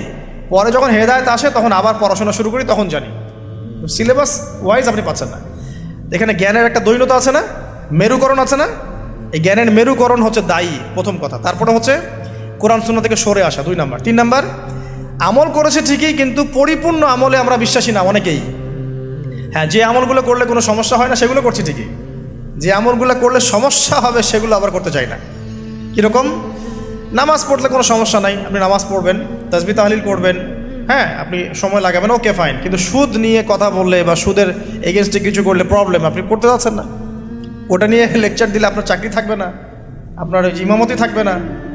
আপনি স্টেজে উঠছেন, মাহফিল কমিটি কানে কানে বলে দিচ্ছে যে এখানে ভাই অনেক সুদ করা আছে, সুদ নিয়ে কথা বলা যাবে না, এখানে ভাই অমুক আছে ভাই, এগুলো নিয়ে কথা বলা যাবে না। হ্যাঁ, আমাদের মাহফিলে যিনি দান করেছেন উনি আবার অনেক বড় তামাকের ব্যবসায়ী, তামাক নিয়ে কথা বলেন, যাই বলেন। এই যে পরিপূর্ণ যে আমল, মানে ইসলামের পরিপূর্ণতা, আমি আমল করব, পারি না পারি আগে বিশ্বাস তো করবো যে হ্যাঁ পরিপূর্ণটাই ইসলাম, এখন পারছি না সেটা আলাদা বিষয়। এখান থেকে আমরা অনেকে সরে আসছি। আর কি দেখেন, আমরা কিন্তু আদর্শ পরিবারটা গড়তে অনেকে ব্যর্থ হয়েছি। 4 নাম্বার, 5 পরিবারের একজন নামাজ পড়ে, বাকিরা পর্দা নাই, নামাজ নাই, খেয়ালও নাই আমাদের। আবার দেখবেন আমাদের মা বোনদের পর্দা শিথিলতা করে দিয়েছি আমরা, সব জায়গায় উন্মুক্ত হয়ে ঘুরছে। তার চেয়ে বড় কথা, আমরা কিন্তু অনেকে আবার হারাম রিজিকে ঢুকে গেছি। রিজিকের ক্ষেত্রে আমরা হালাল হারামের পরোয়া করছি না, সুদ ঘুষ জেনা ব্যভিচার সবখানেই আছি আমরা, দুর্নীতি সব জায়গায় আছে। তো এই আর কি কারণ। সবচেয়ে বড় কথা, ইউনাইটেড নেশনসটা, মানে আমাদের মুসলিম উম্মার ইউনিটিটা নষ্ট হয়ে গেছে। সবাই বাহ্যিকভাবে যদি বলি আমরা সবাই ভাই ভাই, কিন্তু আপোষে আমরা আসলে হিংসাত্মক মনোভাব পোষণ করছি, বোধ পলিটিক্যালি এবং ধর্মতাত্ত্বিকভাবেও। দেখবেন এই যে সিজন আসবে, ইলেকশনের সিজন, নিজের ভাই, আপন ভাই ভাই মারামারি করবে। উভয় মুসলিম, ওই ভাই মুসলিম এক্স, এই ভাই ওয়াই, এও মুসলিম, এক্স ওয়াই মারামারি করে, দুজনে মুসলিম। দুনিয়ার জন্য, দুনিয়ার একটা ক্ষমতার জন্য উভয় ভাই ডেমোক্রেটিক পদ্ধতি থেকে মারামারি করে জীবন শেষ। অথচ দুইজনই আমার ভাই, দুইজন মরলে জানাজা পড়বো, তাই না? দুইজনই মুসলিম, আমরা চাবো দুজনে জান্নাতে যাক। একইভাবে ধর্মের দিকে দেখবেন, দুইটা মুসলিম দল এই রক্ত মাংস খাওয়াখাওয়ি করছে, দুইটা মুসলিম বক্তা একজন একজনকে কামড়াকামড়ি করছে, দুইটা মুসলিম মানে মানহাজার মানুষ উভয় একে অপরকে কাদা ছড়াছড়ি করছে। এই যে ছোট মানসিকতা, মানে কি বলবো, যে মিন মাইন্ডেড সাইকোলজি, এটা আমাদের উম্মার ভাঙনের জন্য অনেকটা দায়ী আর কি। আমরা লিবারাল হতে পারি নাই, উদার হতে পারছি না, সবাইকে ভাই মনে করতে পারছি না, সবার কল্যাণকামী হওয়ার মানসিকতাটা হারিয়ে যাচ্ছে। এই জিনিসগুলো আমাদের পিছিয়ে পড়ার অন্যতম কারণ হয়ে দাঁড়িয়েছিল আর কি। আর পলিটিক্যাল ইস্যুগুলো তো বাদ, কারণ আমরা তো ওই লেভেলে যাই নাই। এখন তো ইসলামিকভাবে ওইটা সব জায়গায় ইম্পোজ করা হয় নাই, এই কারণে আপনি ওয়ার্ল্ড অ্যাফেয়ার্সে গিয়ে ইসলাম নিয়ে কথা বলতে পারছেন না। তো অনেকগুলো কারণেই আমরা পিছিয়ে পড়েছি। এই কারণগুলো কীভাবে সলভ করা দরকার সেটা আপনারা আরও ভালো বুঝতে পারছেন। জ্ঞান অর্জনের দরকার আছে, এখন আমল বাড়িয়ে দেওয়ার দরকার আছে, আদর্শ পরিবারের প্রয়োজন আছে, হালাল রিজিকের প্রয়োজন আছে, পর্দায় চলে আসার দরকার আছে, আমাদের আগামী প্রজন্মকে মানুষ করার দরকার আছে, উম্মার ঐক্যবদ্ধতার পিছনে কাজ করার দরকার আছে, এবং ইসলামের বিরুদ্ধে যে বিভ্রান্ত মতবাদগুলা, এগুলোর বিপক্ষে দালিলিক জবাব দেওয়ার প্রয়োজন আছে এখন। তো এভাবে কিন্তু আমরা আবারও ওই নতুন জায়গায় আসতে পারবো ইনশাল্লাহ। আমি হতাশাবাদীদের অন্তর্ভুক্ত নই, আমি ব্যক্তিগতভাবে, এবং এই উম্মা কখনো হতাশ হবে না ইনশাআল্লাহ। কারণ নবী সাল্লাল্লাহু আলাইহি ওয়াসাল্লাম মাত্র 23 বছরের মধ্যে যদি আইয়ামে জাহিলিয়াতকে পরিবর্তন করে ফেলতে পারেন, তাহলে সেই আল্লাহ যদি জীবিত থাকেন, সেই নবীর সুন্নাহ যদি জীবিত থাকে, এবং সেই কোরআন যদি আমাদের হাতে থাকে, আজকেও সম্ভব সারা ওয়ার্ল্ডের প্রেক্ষাপট পরিবর্তন করা। আমরা বড় স্বপ্ন দেখতে চাই, ছোট স্বপ্ন দেখবেন কেন, বড় স্বপ্ন দেখবেন। এই স্বপ্নের উপর দাঁড়িয়েই তো ইনশাআল্লাহ ইমাম মাহদী এই বিশ্বে ইসলাম প্রতিষ্ঠা করবেন না? তিনি কেমন করে করবেন? তিনি তো একা, কেমন করে করবেন? নিঃসন্দেহে তার কিছু মানুষ থাকবে যারা তার মতো করে চিন্তা করে, যারা পরিপূর্ণ ইসলাম পালনে নিজেকে উৎসর্গ করতেও প্রস্তুত থাকবে। এমন তো কিছু মানুষ তিনি নিয়ে আসবেন, তিনি তো পারবেন। ঈসা ইবনে মারিয়াম তো আসবেন, আমি বললাম 10টা আলামত, তার মধ্যে একটা হচ্ছে ঈসা ইবনে মারিয়াম আসবেন, এবং তিনি এই জুলুমের ভিত্তিটা উপড়ে ফেলবেন। এটা কি এমনি এমনি হবে? অনেক ত্যাগ হবে, অনেক তিতিক্ষা হবে, অনেক পরিশ্রম হবে, হ্যাঁ, তাদের ইফোর্ট থাকবে। সারা বিশ্বের মধ্যে ইসলামটা আল্লাহ যাদেরকে পছন্দ করবেন তাদের মধ্যে দিয়ে ছড়িয়ে দিবেন। একবার না একবার কিন্তু এটা হবেই। আমরা জানি আসন্ন সময়গুলো তাদের বিশ্বকে ডমিনেট করার সময়, কিন্তু তারপরে একটা যুগ আসবে যেই যুগে ইসলামের সোনালী সকাল কিন্তু আবারও দেখা যাবে ইনশাআল্লাহ। মুসা আলাইহিস সালাম বলছেন, হ্যাঁ আমি জ্ঞানী মানুষ। আল্লাহ পাক ধরলেন, না তুমি সবচেয়ে বেশি জ্ঞানী মানুষ নও। মুসা আলাইহিস সালামের উপরে কি নাযিল হয়েছিল? তাওরাত। আল্লাহ পাক তার সাথে কথা বলেন নাই? বলেছিলেন? তুর পাহাড়ে তিনি আগুন দেখেছিলেন, আল্লাহ পাক কথা বলেছিলেন না? কালিমুল্লাহ বলা হয়। মুসা আলাইহিস সালামকে বিশাল একটা গোত্রের দায়িত্ব দেওয়া হয়েছিল, বনু ইসরাইল।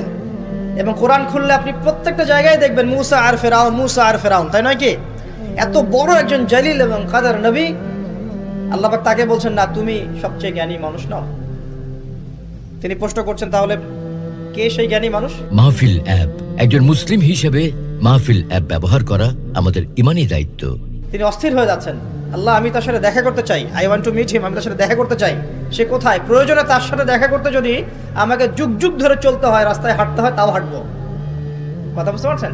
আল্লাহ পাক বললেন, ঠিক আছে, মাজমাউল বাহরাইন, দুই সাগরের মিলনস্থল বলে একটা কথা আছে। মাজমাউল বাহরাইন, দুই সমুদ্র যেখানে মিলে গেছে, সেখানে তুমি আমার ওই বান্দাকে পাবে। তার নাম হচ্ছে খিদির। কি নাম? খিদির। খিদির মানে হচ্ছে শ্যামল বা সবুজ। একটা বর্ণনা এসেছে, খিদির আলাইহিস সালাম যেখানে বসতেন সেই জায়গাটা সবুজ হয়ে যেত। এখন এই ব্যাখ্যাটা বাহ্যিকভাবে হতে পারে, এটা ইন্টারপ্রিটেশনও করা যেতে পারে। আল্লাহ ভালো জানেন কোনটা ব্যাখ্যা সঠিক। বাহ্যিকভাবেই সব সবুজ হয়ে যেত, নাকি তার জ্ঞানের আলোতে অজ্ঞতা দূর হয়ে সব সবুজ হতো, আল্লাহ ভালো জানেন। তো ব্যাখ্যার একটা সুযোগ আছে। তো তিনি সেখানে গেলেন, তার সাথে একজন সঙ্গীকে নিয়েছেন, তার নাম হচ্ছে ইউশা বিন নুন, একজন যুবক, তরুণ যুবক। তারা দুজন পথ চলছেন। চলতে চলতে চলতে চলতে তারা একটা জায়গায় গিয়ে পথটা ভুল করলেন। একটা জায়গার কথা বলে দেওয়া ছিল, এই জায়গায় গেলে তোমার থলির মধ্যে যে মাছ আছে, মাছ, মৃত একটা মাছ, এটা জীবিত হয়ে সমুদ্রে লাফ দিবে। যখনই লাফ দিবে ওই জায়গায় তুমি তাকে পাবে। কাকে পাবে? খিদর আলাইহিস সালামকে। তো তিনি সেখান থেকে একটু দূরে চলে গিয়েছিলেন।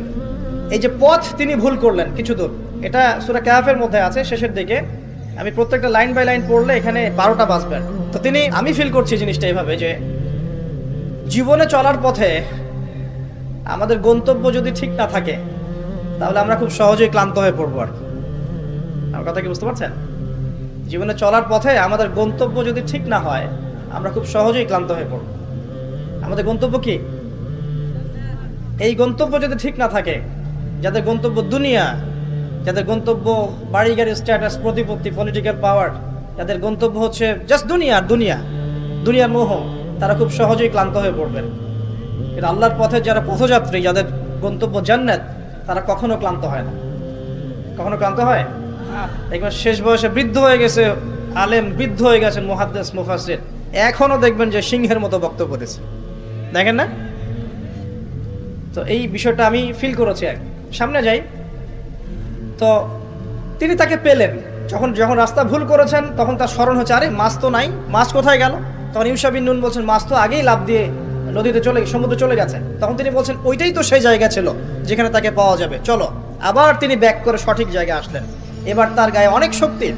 সঠিক জায়গায় এসে দেখলেন, হ্যাঁ, একটা পাথরের উপরে, সাখরা বলে, পাথর খণ্ড, এর উপরে খিদর আলাইহিস সালাম বসে আছেন। কে বসে আছেন? খিদর আলাইহিস সালাম। এবং তিনি তাকে সালাম দিলেন, আসসালামু আলাইকুম ওয়া রাহমাতুল্লাহ। তো খিদর আলাইহিস সালাম বলছেন, ওয়ালাইকুম আসসালাম ওয়া রাহমাতুল্লাহ। এই জনমানব শূন্য জায়গায় সালাম কোত্থেকে আসলো? তখন মূসা আলাইহিস সালাম বলছেন যে, আমি মূসা। আমি কে? মূসা। খিদর আলাইহিস সালাম বলছেন, তুমি কি বনু ইসরাঈলের মূসা? তিনি বলছেন, আমি একটু পড়ে শোনাই। ক্বালা লাহু মূসা, মূসা আলাইহিস সালাম তাকে বলছেন, হাল আত্তাবিউকা আলা আন তুআল্লিমানি মিম্মা উল্লিমতা রুশদা। মূসা আলাইহিস সালাম তাকে বলছেন, হে খিদর আলাইহিস সালাম, আমি কি আপনার অনুসরণ করতে পারি এই শর্তে যে আল্লাহ আপনাকে যা শিক্ষা দিয়েছেন সেখান থেকে আমাকে কিছু শেখাবেন? স্টুডেন্টের মতো আসলেন। এবার খিদর আলাইহিস সালাম কি বলছেন? ইন্নাকা লা তাস্তাতিআ মাইয়া সাবরা। আমি তো শেখাতে চাই, কিন্তু তুমি তো আমার সাথে সবর করতে পারবে না। কি পারবে না? তুমি আমার সাথে ধৈর্য ধরতে পারবে না। একজন টিচার কি কখনো এমন কথা বলে স্টুডেন্টকে? কোন পর্যায়ের জ্ঞান, হিকমা, প্রজ্ঞা, আধ্যাত্মিকত্ব থাকলে একজন মানুষ আগে থেকেই বলতে পারে যে তুমি তো আমার সাথে সবর করতে পারবে না? তিনি বলছেন, ওয়া কাইফা তাসবিরু মা লাম তুহিত বিহি খুবরা। তুমি কেমন করে সবর করবে যে তোমাকে তো এই বিষয়ে কোনো খবরই দেয়া হবে না? ক্বালা সাতাজিদুনি ইনশাআল্লাহু সাবিরান ওয়া লা আ'সি লাকা আমরা। মূসা আলাইহিস সালাম বলছেন, ইনশাআল্লাহ আপনি আমাকে ধৈর্যশীল পাবেন এবং আমি আপনার কাজে কোনো রকমের ভ্যাটও দিব না, বাধা দিব না। আপনি করেন যা ইচ্ছা, আমি আপনার কাজে কোনো বাধা দিব না। আচ্ছা, এবার তারা চলতে লাগলেন। ওকে, তিনি বললেন, ক্বালা ফাইনিত্তাবা'তানি ফালা তাসআলনি আন শাই। খিদর আলাইহিস সালাম বলছেন, তুমি যদি আমাকে ফলো করতেই চাও তাহলে আমাকে কোনো প্রশ্ন করতে পারবে না। আমি যা করব চুপচাপ দেখতে হবে, পরে আমি তোমাকে জানিয়ে দেব, কিন্তু তোমার কোনো প্রশ্ন করা চলবে না। এমন করে টিচার দেখেছেন? ছাত্রকে বলে প্রশ্ন করতে পারবে না, যা পড়াচ্ছি পড়ো, যা বোঝাচ্ছি বুঝো, যেমনে চালাচ্ছি চলো। পৃথিবীর সবচেয়ে জ্ঞানী মানুষ কে? খিদর আলাইহিস সালাম। এবার চলছেন, ফানতালাকা, তারা দুজন চলতে লাগলেন, হাত্তা ইযা রাকিবা ফিস সাফিনা খারাকাহা। আমি শর্ট করে বলছি। তারা চলতে লাগলেন একটা নৌকা, এই নৌকায় করে তারা একটা নদী পার হলেন। এই নৌকার যে মাঝি বিনা পারিশ্রমিকেই তাদেরকে পার করালো। কিনারায় যাওয়ার আগেই খিদর আলাইহিস সালাম নৌকার তলদেশটা ফুটা করে ফেললেন। কাজটা কি ঠিক হলো? বিনামূল্যে একজন আমাকে সার্ভিস দিল এবং খিদর আলাইহিস সালাম তার তলদেশ ফুটা করে ফেললেন। মূসা আলাইহিস সালাম এবার দেখে বলছেন যে, আপনি এটা কি করলেন? লাকাদ জি'তা শাইআন ইমরা। আপনি একটা জঘন্য কাজ করে ফেললেন। যারা আমাদের এত উপকার করলো আপনি তার তলদেশ ফুটা করে ফেললেন। এবার খিদর আলাইহিস সালাম বলছেন, আমি তো বলেছিলাম, আলাম আকুল লাক, আমি তোমাকে কি বলি নাই, ইন্নাকা লা তাস্তাতিআ মাইয়া সাবরা, তুমি আমার সাথে সবর করতে পারবে না। এবার মূসা আলাইহিস সালাম বলছেন যে, ঠিক আছে, লা তুআখিযনি বিমা নাসিত ওয়া লা তুরহিকনি মিন আমরি উসরা। আমি যেটা ভুলে গিয়েছিলাম এই বিষয়ে আমাকে আর পাকড়াও করেন না, এরপর থেকে আমি আর কোনো সমস্যা করব না ইনশাআল্লাহ। ঠিক আছে। আবার তারা চললেন। চলতে পথে এবার একটা বালকের দেখা, ছোট। ফানতালাকা হাত্তা ইযা লাকিয়া গুলামান ফাকাতালা। এবার তারা চলতে গিয়ে একটা গোলাম, মানে কি ছোট বালককে গোলাম বলে না, জান্নাতে গেলমান থাকবে না, ছোট ছোট বাচ্চারা, গোলাম, তাকে ডেকে নিয়ে এসে খিদর আলাইহিস সালাম, এটা তো নৌকা ফুটা করাকেই তিনি চ্যালেঞ্জ করলেন, এবার তো বাচ্চাকে ফুটা করে ফেলেছে। এবার তিনি বলছেন যে সুবহানাল্লাহ, ক্বালা ক্বালা আকাতালতা নাফসান যাকিয়াতান বিগাইরি নাফস লাকাদ জি'তা শাইআন নুকরা। আপনি নিষ্পাপ একটা নিষ্পাপ পবিত্র একটা বাচ্চাকে এভাবে হত্যা করে ফেললেন, আপনি তো একটা জঘন্য অপরাধ করে ফেললেন। কে বলছেন এই কথা? মুসা আলাইহিস সালাম। আবার তিনি বলছেন ক্বালা আলাম আকুল লাকা ইন্নাকা লা তাসতাতি'আ মা'ইয়া সাবরা, আমি কি তোমাকে বলি নাই তুমি আমার সাথে সবর করতে পারবে না? শেষবারের মতো ক্বালা ইন সাআলতুকা আন শাইইন বা'দাহা ফালা তুসাহিবনি, এরপর যদি আমি আরেকটা কোশ্চেন করেছি তাহলে আমাকে আর সাথে নিয়েন না। কে বলছে কথা? মুসা আলাইহিস সালাম, যিনি বলছেন আমি জ্ঞানী মানুষ, যার উপর তাওরাত নাযিল হচ্ছে। এবার ফানতালাকা, তারা চললেন, হাত্তা ইযা আতায়া আহলা ক্বারিয়াতিন ইসতাতআমা আহলাহা ফাআবাউ আন ইউদাইফুহুমা ফাওয়াজাদা ফিহা জিদারান ইউরিদু আন ইয়ানকাদ্দা ফাআকামা ক্বালা লাউ শি'তা লাত্তাখাযতা আলাইহি আজরা। ঘটনা হচ্ছে এই যে তারা এবার চলতে পথে একটা গ্রামে প্রবেশ করলেন, গ্রামের লোকজনের কাছে মেহমানদারি চাইলেন, পানি খাবার নাস্তা পানি কিছু হবে, কোনো মেহমানদারি পেলেন না। অনেকটা আমাদের দ্য সিটি অফ আখিরুজ্জামানের মতো আর কি, আমাদের হচ্ছে পশ্চিমা সভ্যতার যে বস্তুবাদী জীবন ব্যবস্থা, প্রতিবেশীকে খোঁজ নেওয়ার সময় নাই, ভিক্ষুক আসলে মাফ করো মাফ করো। আচ্ছা না, এখন কি মানুষের উপকার করতে খুব বেশি পছন্দ করে? সত্যি কথা বলেন দেখি, বেশিরভাগ মানুষই কি এখন মানুষের উপকার করতে পছন্দ করে? বরং বাসায় মেহমান আসলে মানুষ বিরক্ত হয়। বাসায় মেহমান আসলে কি হয়? মানুষ বিরক্ত হয়, মুখে না বললেও মনে মনে বিরক্ত হচ্ছে, কবে যাবে। বাসায় গেলে জিজ্ঞাসা করে খেয়ে আসছেন না, গিয়ে খাবেন, জিজ্ঞেস করে না? তো মানুষ কিন্তু এখন বস্তুবাদী। এই যে গ্রামটা ছিল এমনই হয়তো বা, সেই গ্রামের মানুষ খাবার দিচ্ছে না, সিম্পল একটা একটা সৌজন্যবোধ যে খাবার পানিতে আপ্যায়ন করছে না। কিন্তু খিদির আলাইহিস সালাম দেখলেন ওই গ্রামের কোনো একটা বাসার একটা দেয়াল পড়ে গেছে, ধসে গেছে। এই দেয়ালটাকে তিনি নিজের হাতে পুরো নির্মাণ করে শক্ত একটা জায়গায় নিয়ে গেলেন। এটা দেখে মুসা আলাইহিস সালাম বলছেন, আপনি চাইলে কিছু আজর বা প্রতিদান নিতে পারতেন, কিছু পারিশ্রমিক নিতে পারতেন। মেহমানদারি করলো না, কিছু পারিশ্রমিক নিলে আমরা কিছু কিনে খেতে পারতাম। তো এবার খিদর আলাইহিস সালাম বলছেন, হাদা ফিরাকু বাইনি ওয়া বাইনাক, এই হলো তোমার আর আমার মাঝের ফিরাক, মানে বিচ্ছেদ। এরপরে তোমার সাথে আমার আর পথ চলা হলো না। আমাদের নবী মুহাম্মদ সাল্লাল্লাহু আলাইহি ওয়াসাল্লাম বলেছিলেন হাদিসের মধ্যে, যদি সেদিন মুসা আলাইহিস সালাম এভাবে কাউন্টার প্রশ্নগুলো না করতেন, অনেক জ্ঞান হয়তো শেখা যেত, কিন্তু এটা হলো না। প্রথমে যে বলেছেন খিদর আলাইহিস সালাম, ইন্নাকা লা তাসতাতি'আ মা'ইয়া সাবরা, তুমি আমার সাথে সবর করতে পারবে না, এটা কি ফলেছে না ফলে নাই? ফলেছে না ফলে নাই? আচ্ছা, এবার চলেন সামনে। তিনি বিচ্ছেদের আগে বলছেন, ঠিক আছে, যাওয়ার আগে আমি তোমাকে জানিয়ে দিব কি কারণে আমি এই কাজগুলো করেছি। এক নাম্বার, আমি যে নৌকাটা ফুটা করেছিলাম, আমি শর্ট করে বলছি, ওই নৌকা যদি ফুটা না করতাম তাহলে এই সমুদ্রের পিছনে একটা জলদস্যুদের দল ছিল, এরা ভালো ভালো নৌকাগুলোকে হাইজ্যাক করে, সিজ করে নেয়। এই নৌকা ফুটা আছে, এই নৌকা তারা নিবে না। বাহ্যিক চোখে মনে হচ্ছে যে আমি ওই ব্যক্তিদের ক্ষতি করেছি, কিন্তু আসলে আমি ওই ব্যক্তিদের কিন্তু উপকার করেছি প্রকৃত অর্থে। তুমি সেটা বুঝতে পারো নাই, কারণ তুমি বাইরের চোখ দিয়ে দেখেছ, আর আমি আল্লাহ পাকের মারেফত দিয়ে দেখেছি। কথা কি বুঝতে পারছেন? দ্বিতীয় যে বাচ্চাটাকে আমি খুন করেছি, বা খুন না, এটা খুন বলা ঠিক হবে না, হত্যা করেছি, সেই বাচ্চাটাকে আমি নিজেরই হত্যা করি নাই, আল্লাহ পাকের আদেশে করেছি। কারণ এই বাচ্চা যদি বড় হতো তাহলে এই বিশ্বের বড় কাফেরদের একজন হতো। যদি ফেরাউনকে ছোটবেলায় করতো তাহলে কি ফেরাউন বড় হতো? আচ্ছা, যাই হোক, যদিও এটা তাকদীর বা কদর, এটা আমি আল্লাহর আদেশে করেছি, আমি নিজের মন গড়া কোনো দর্শনে কাজটা করি নাই, আল্লাহর হুকুমে করেছি। তৃতীয় যে দেয়ালটা আমি নির্মাণ করেছিলাম, ওই বাড়িতে থাকে দুইজন এতিম বালক, যাদের পিতা এবং মাতা খুবই সৎ ছিল। কি ছিল? সৎ ছিল। এখানে একটা ছোট্ট কথা বলে দেই, আমি যদি পিতা মাতা হিসেবে সৎ হই, আমি যদি পিতা মাতা হিসেবে সৎ হই, নেককার, মুত্তাকি, পরহেজগার হই, আমাদের বংশধরদের ভালো মন্দ দেখার দায়িত্ব আল্লাহ পাকের। এই যে খিদর আলাইহিস সালাম বহু বছর পর সেখানে এসেছেন, পিতামাতা অনেক আগেই মারা গেছেন, ওই খিদর আলাইহিস সালামের হাতে এতিম বালকের খেদমত আল্লাহ পাক করে দিলেন। বুঝতে পারছেন কথা? এতিম দুই বালকের এই দেয়াল ছিল, এই দেয়ালের নিচে ওই দুই এতিম বালকের পৈতৃক রেখে যাওয়া কিছু সম্পত্তি আছে মাটির নিচে। যদি দেয়াল নির্মাণ না করতাম, মানুষ ওই সম্পদ নিয়ে চলে যেত। এখন দেয়াল দিয়ে আমি এটাকে শক্ত করে দিয়েছি, এরা যখন বড় হবে তখন সেই সম্পদ পাবে। তো বাহ্যিকভাবে তোমার কাছে মনে হয়েছে আমি বিনা পারিশ্রমিকে অহেতুক একটা কাজ করছি, কিন্তু সত্যিকার অর্থে আল্লাহর হুকুমে আমি সেটা দেখেছি যা তুমি দেখতে পারো নাই, আমি সেটা বুঝেছি যা তুমি বুঝতে পারো নাই। এরপরে তাদের বিচ্ছেদ হয়ে যায়।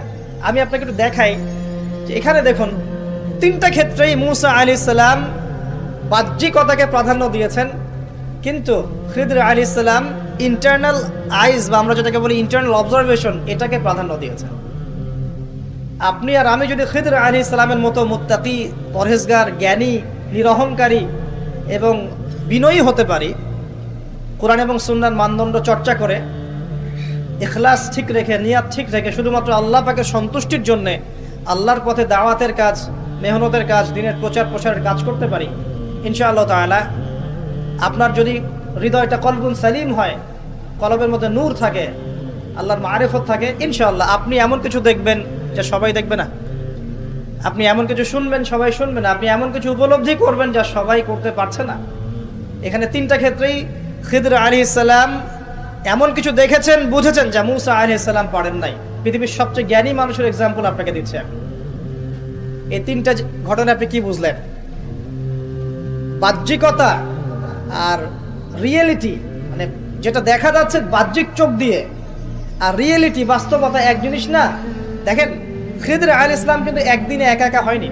প্রথমত আল্লাহ পাক তার সম্পর্কে কি বলেছেন একটা কথা বলে দিই।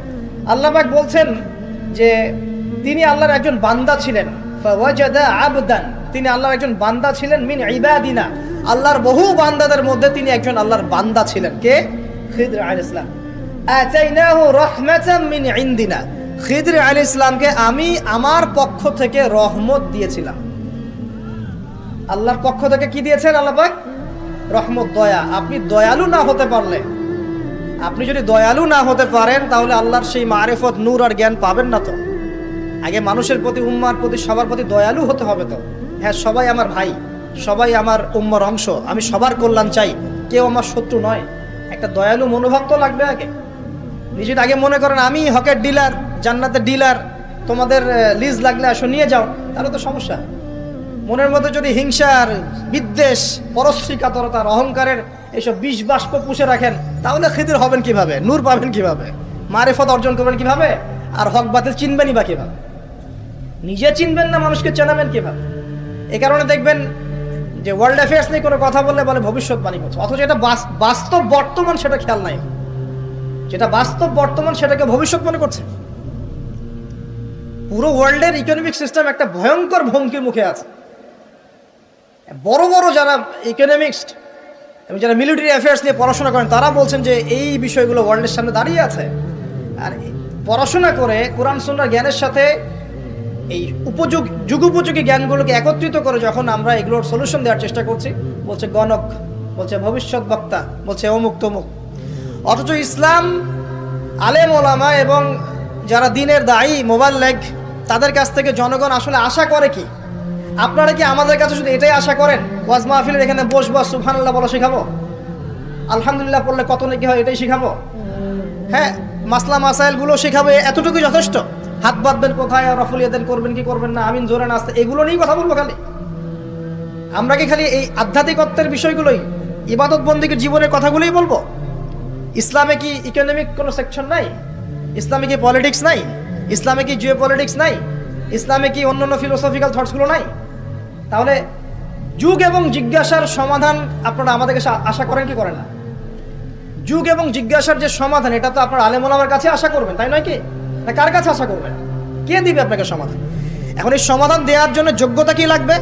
আপনাকে খিদির হতে হবে, খিদর আলাইহিস সালামের মতো দূরদর্শিতা সম্পন্ন হতে হবে।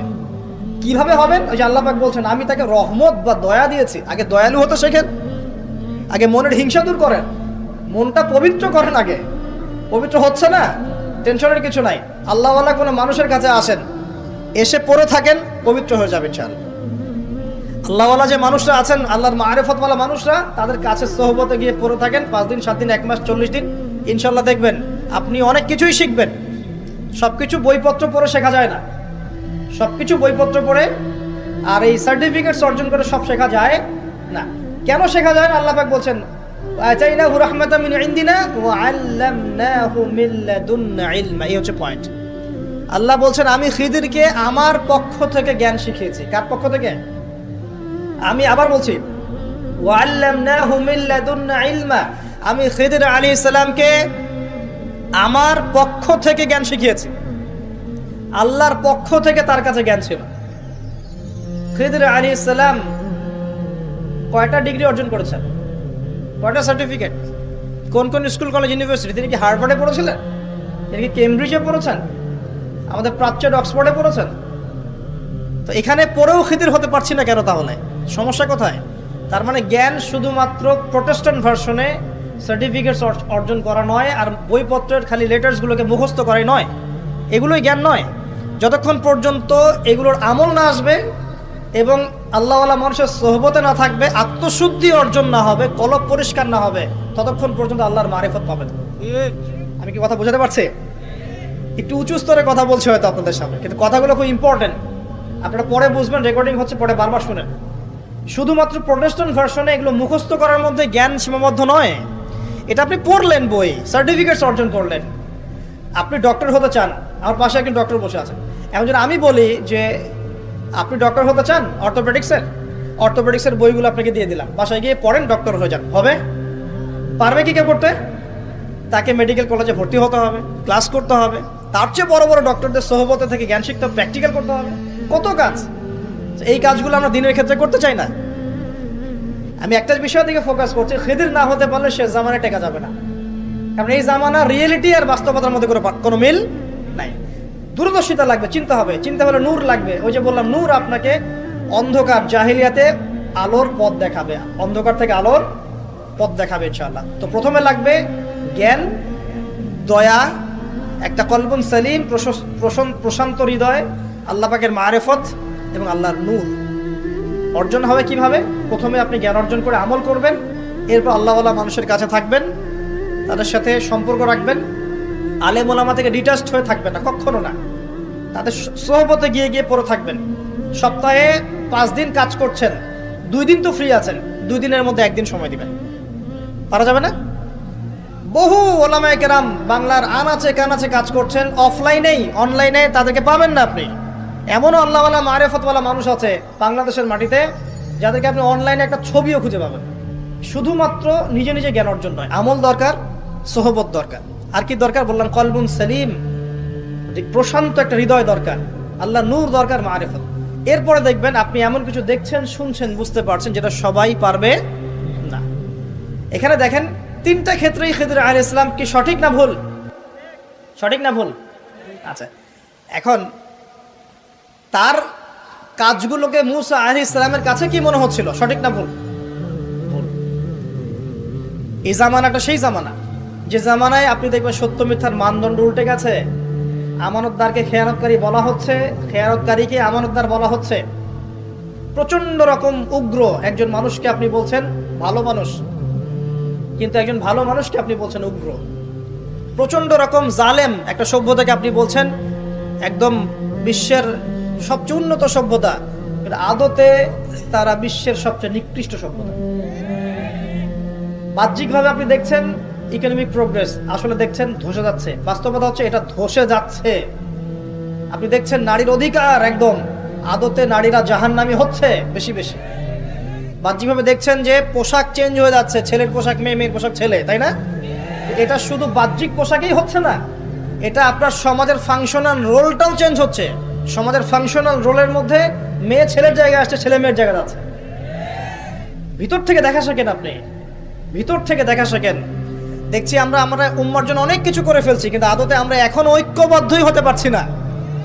আমরা সবাই মিলে একটা জায়গায় আসতেই পারছি না এখনো। ছোটখাটো বিষয়গুলোকে নিয়ে অনলাইন অফলাইন গরম করে রেখে দিচ্ছে একেবারে, তাই না?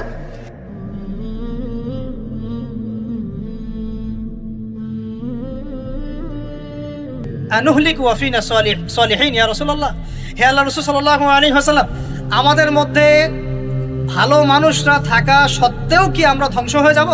আপনি যে বলছেন ওয়াইলুল লিল আরব, আরবদের জন্য ধ্বংস।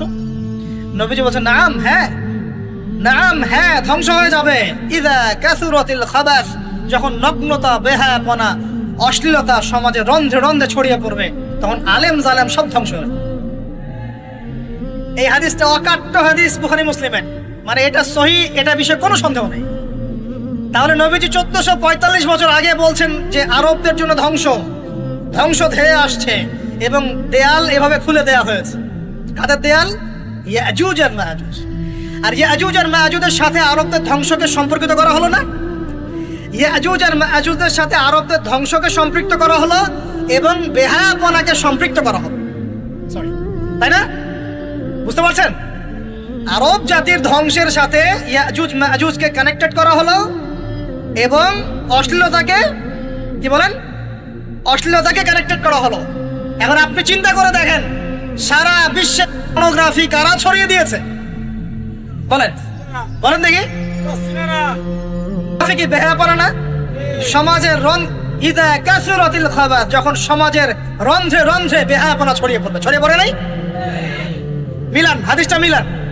সমাজের এই মেয়েদের এই যে ফ্যামিলিস্ট রেভলিউশন কারা ছড়িয়ে দিয়েছে? ফ্যামিলিস্ট রেভলিউশন কারা ছড়িয়ে দিয়েছে? ওরা। সমাজে মেয়ে ছেলে একসাথে চলবে একই পোশাকে কারা ছড়িয়ে দিয়েছে? সমাজে মেয়েদের বেপর্দায় চলার এই সংস্কৃতি কারা ছড়িয়ে দিয়েছে? মাদক আর সুদের সংস্কৃতি কারা ছড়িয়ে দিয়েছে? জেনা, ব্যভিচার, পর্নোগ্রাফি, এগুলো কারা ছড়িয়ে দিয়েছে? পৃথিবীর এমন কোন রাষ্ট্র বাকি রাখে নাই তারা এগুলো ছড়াতে, এমন কোন রাষ্ট্র বাকি নেই। তাহলে সব জায়গায় ছড়িয়ে পড়বে না ইয়াজুজ মাজুজের ফিতনা? ছড়িয়ে পড়েছে। আল্লাহ পাক আমাদেরকে এই পশ্চিমা গোলক ধাঁধা থেকে হেফাজত করুন, আমিন। আমাদের সংস্কৃতি নিয়ে আমরা বুক ফুলায় বাঁচবো ইনশাল্লাহ, আমাদের সংস্কৃতি নিয়ে আমরা চলবো ইনশাল্লাহ।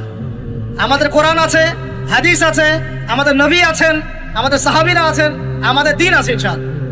আমাদের অন্য কাউকে প্রয়োজন আছে?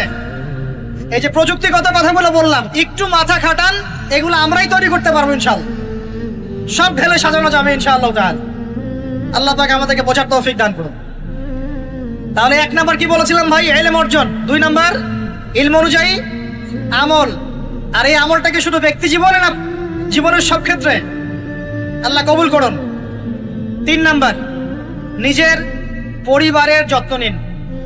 নিজের ইলম অর্জন করেছেন, আমল করছেন, এখন অনেক বড় বড় কথা অনেকে বলবে, আগে পরিবার ঠিক করেন। আগে কি করবেন?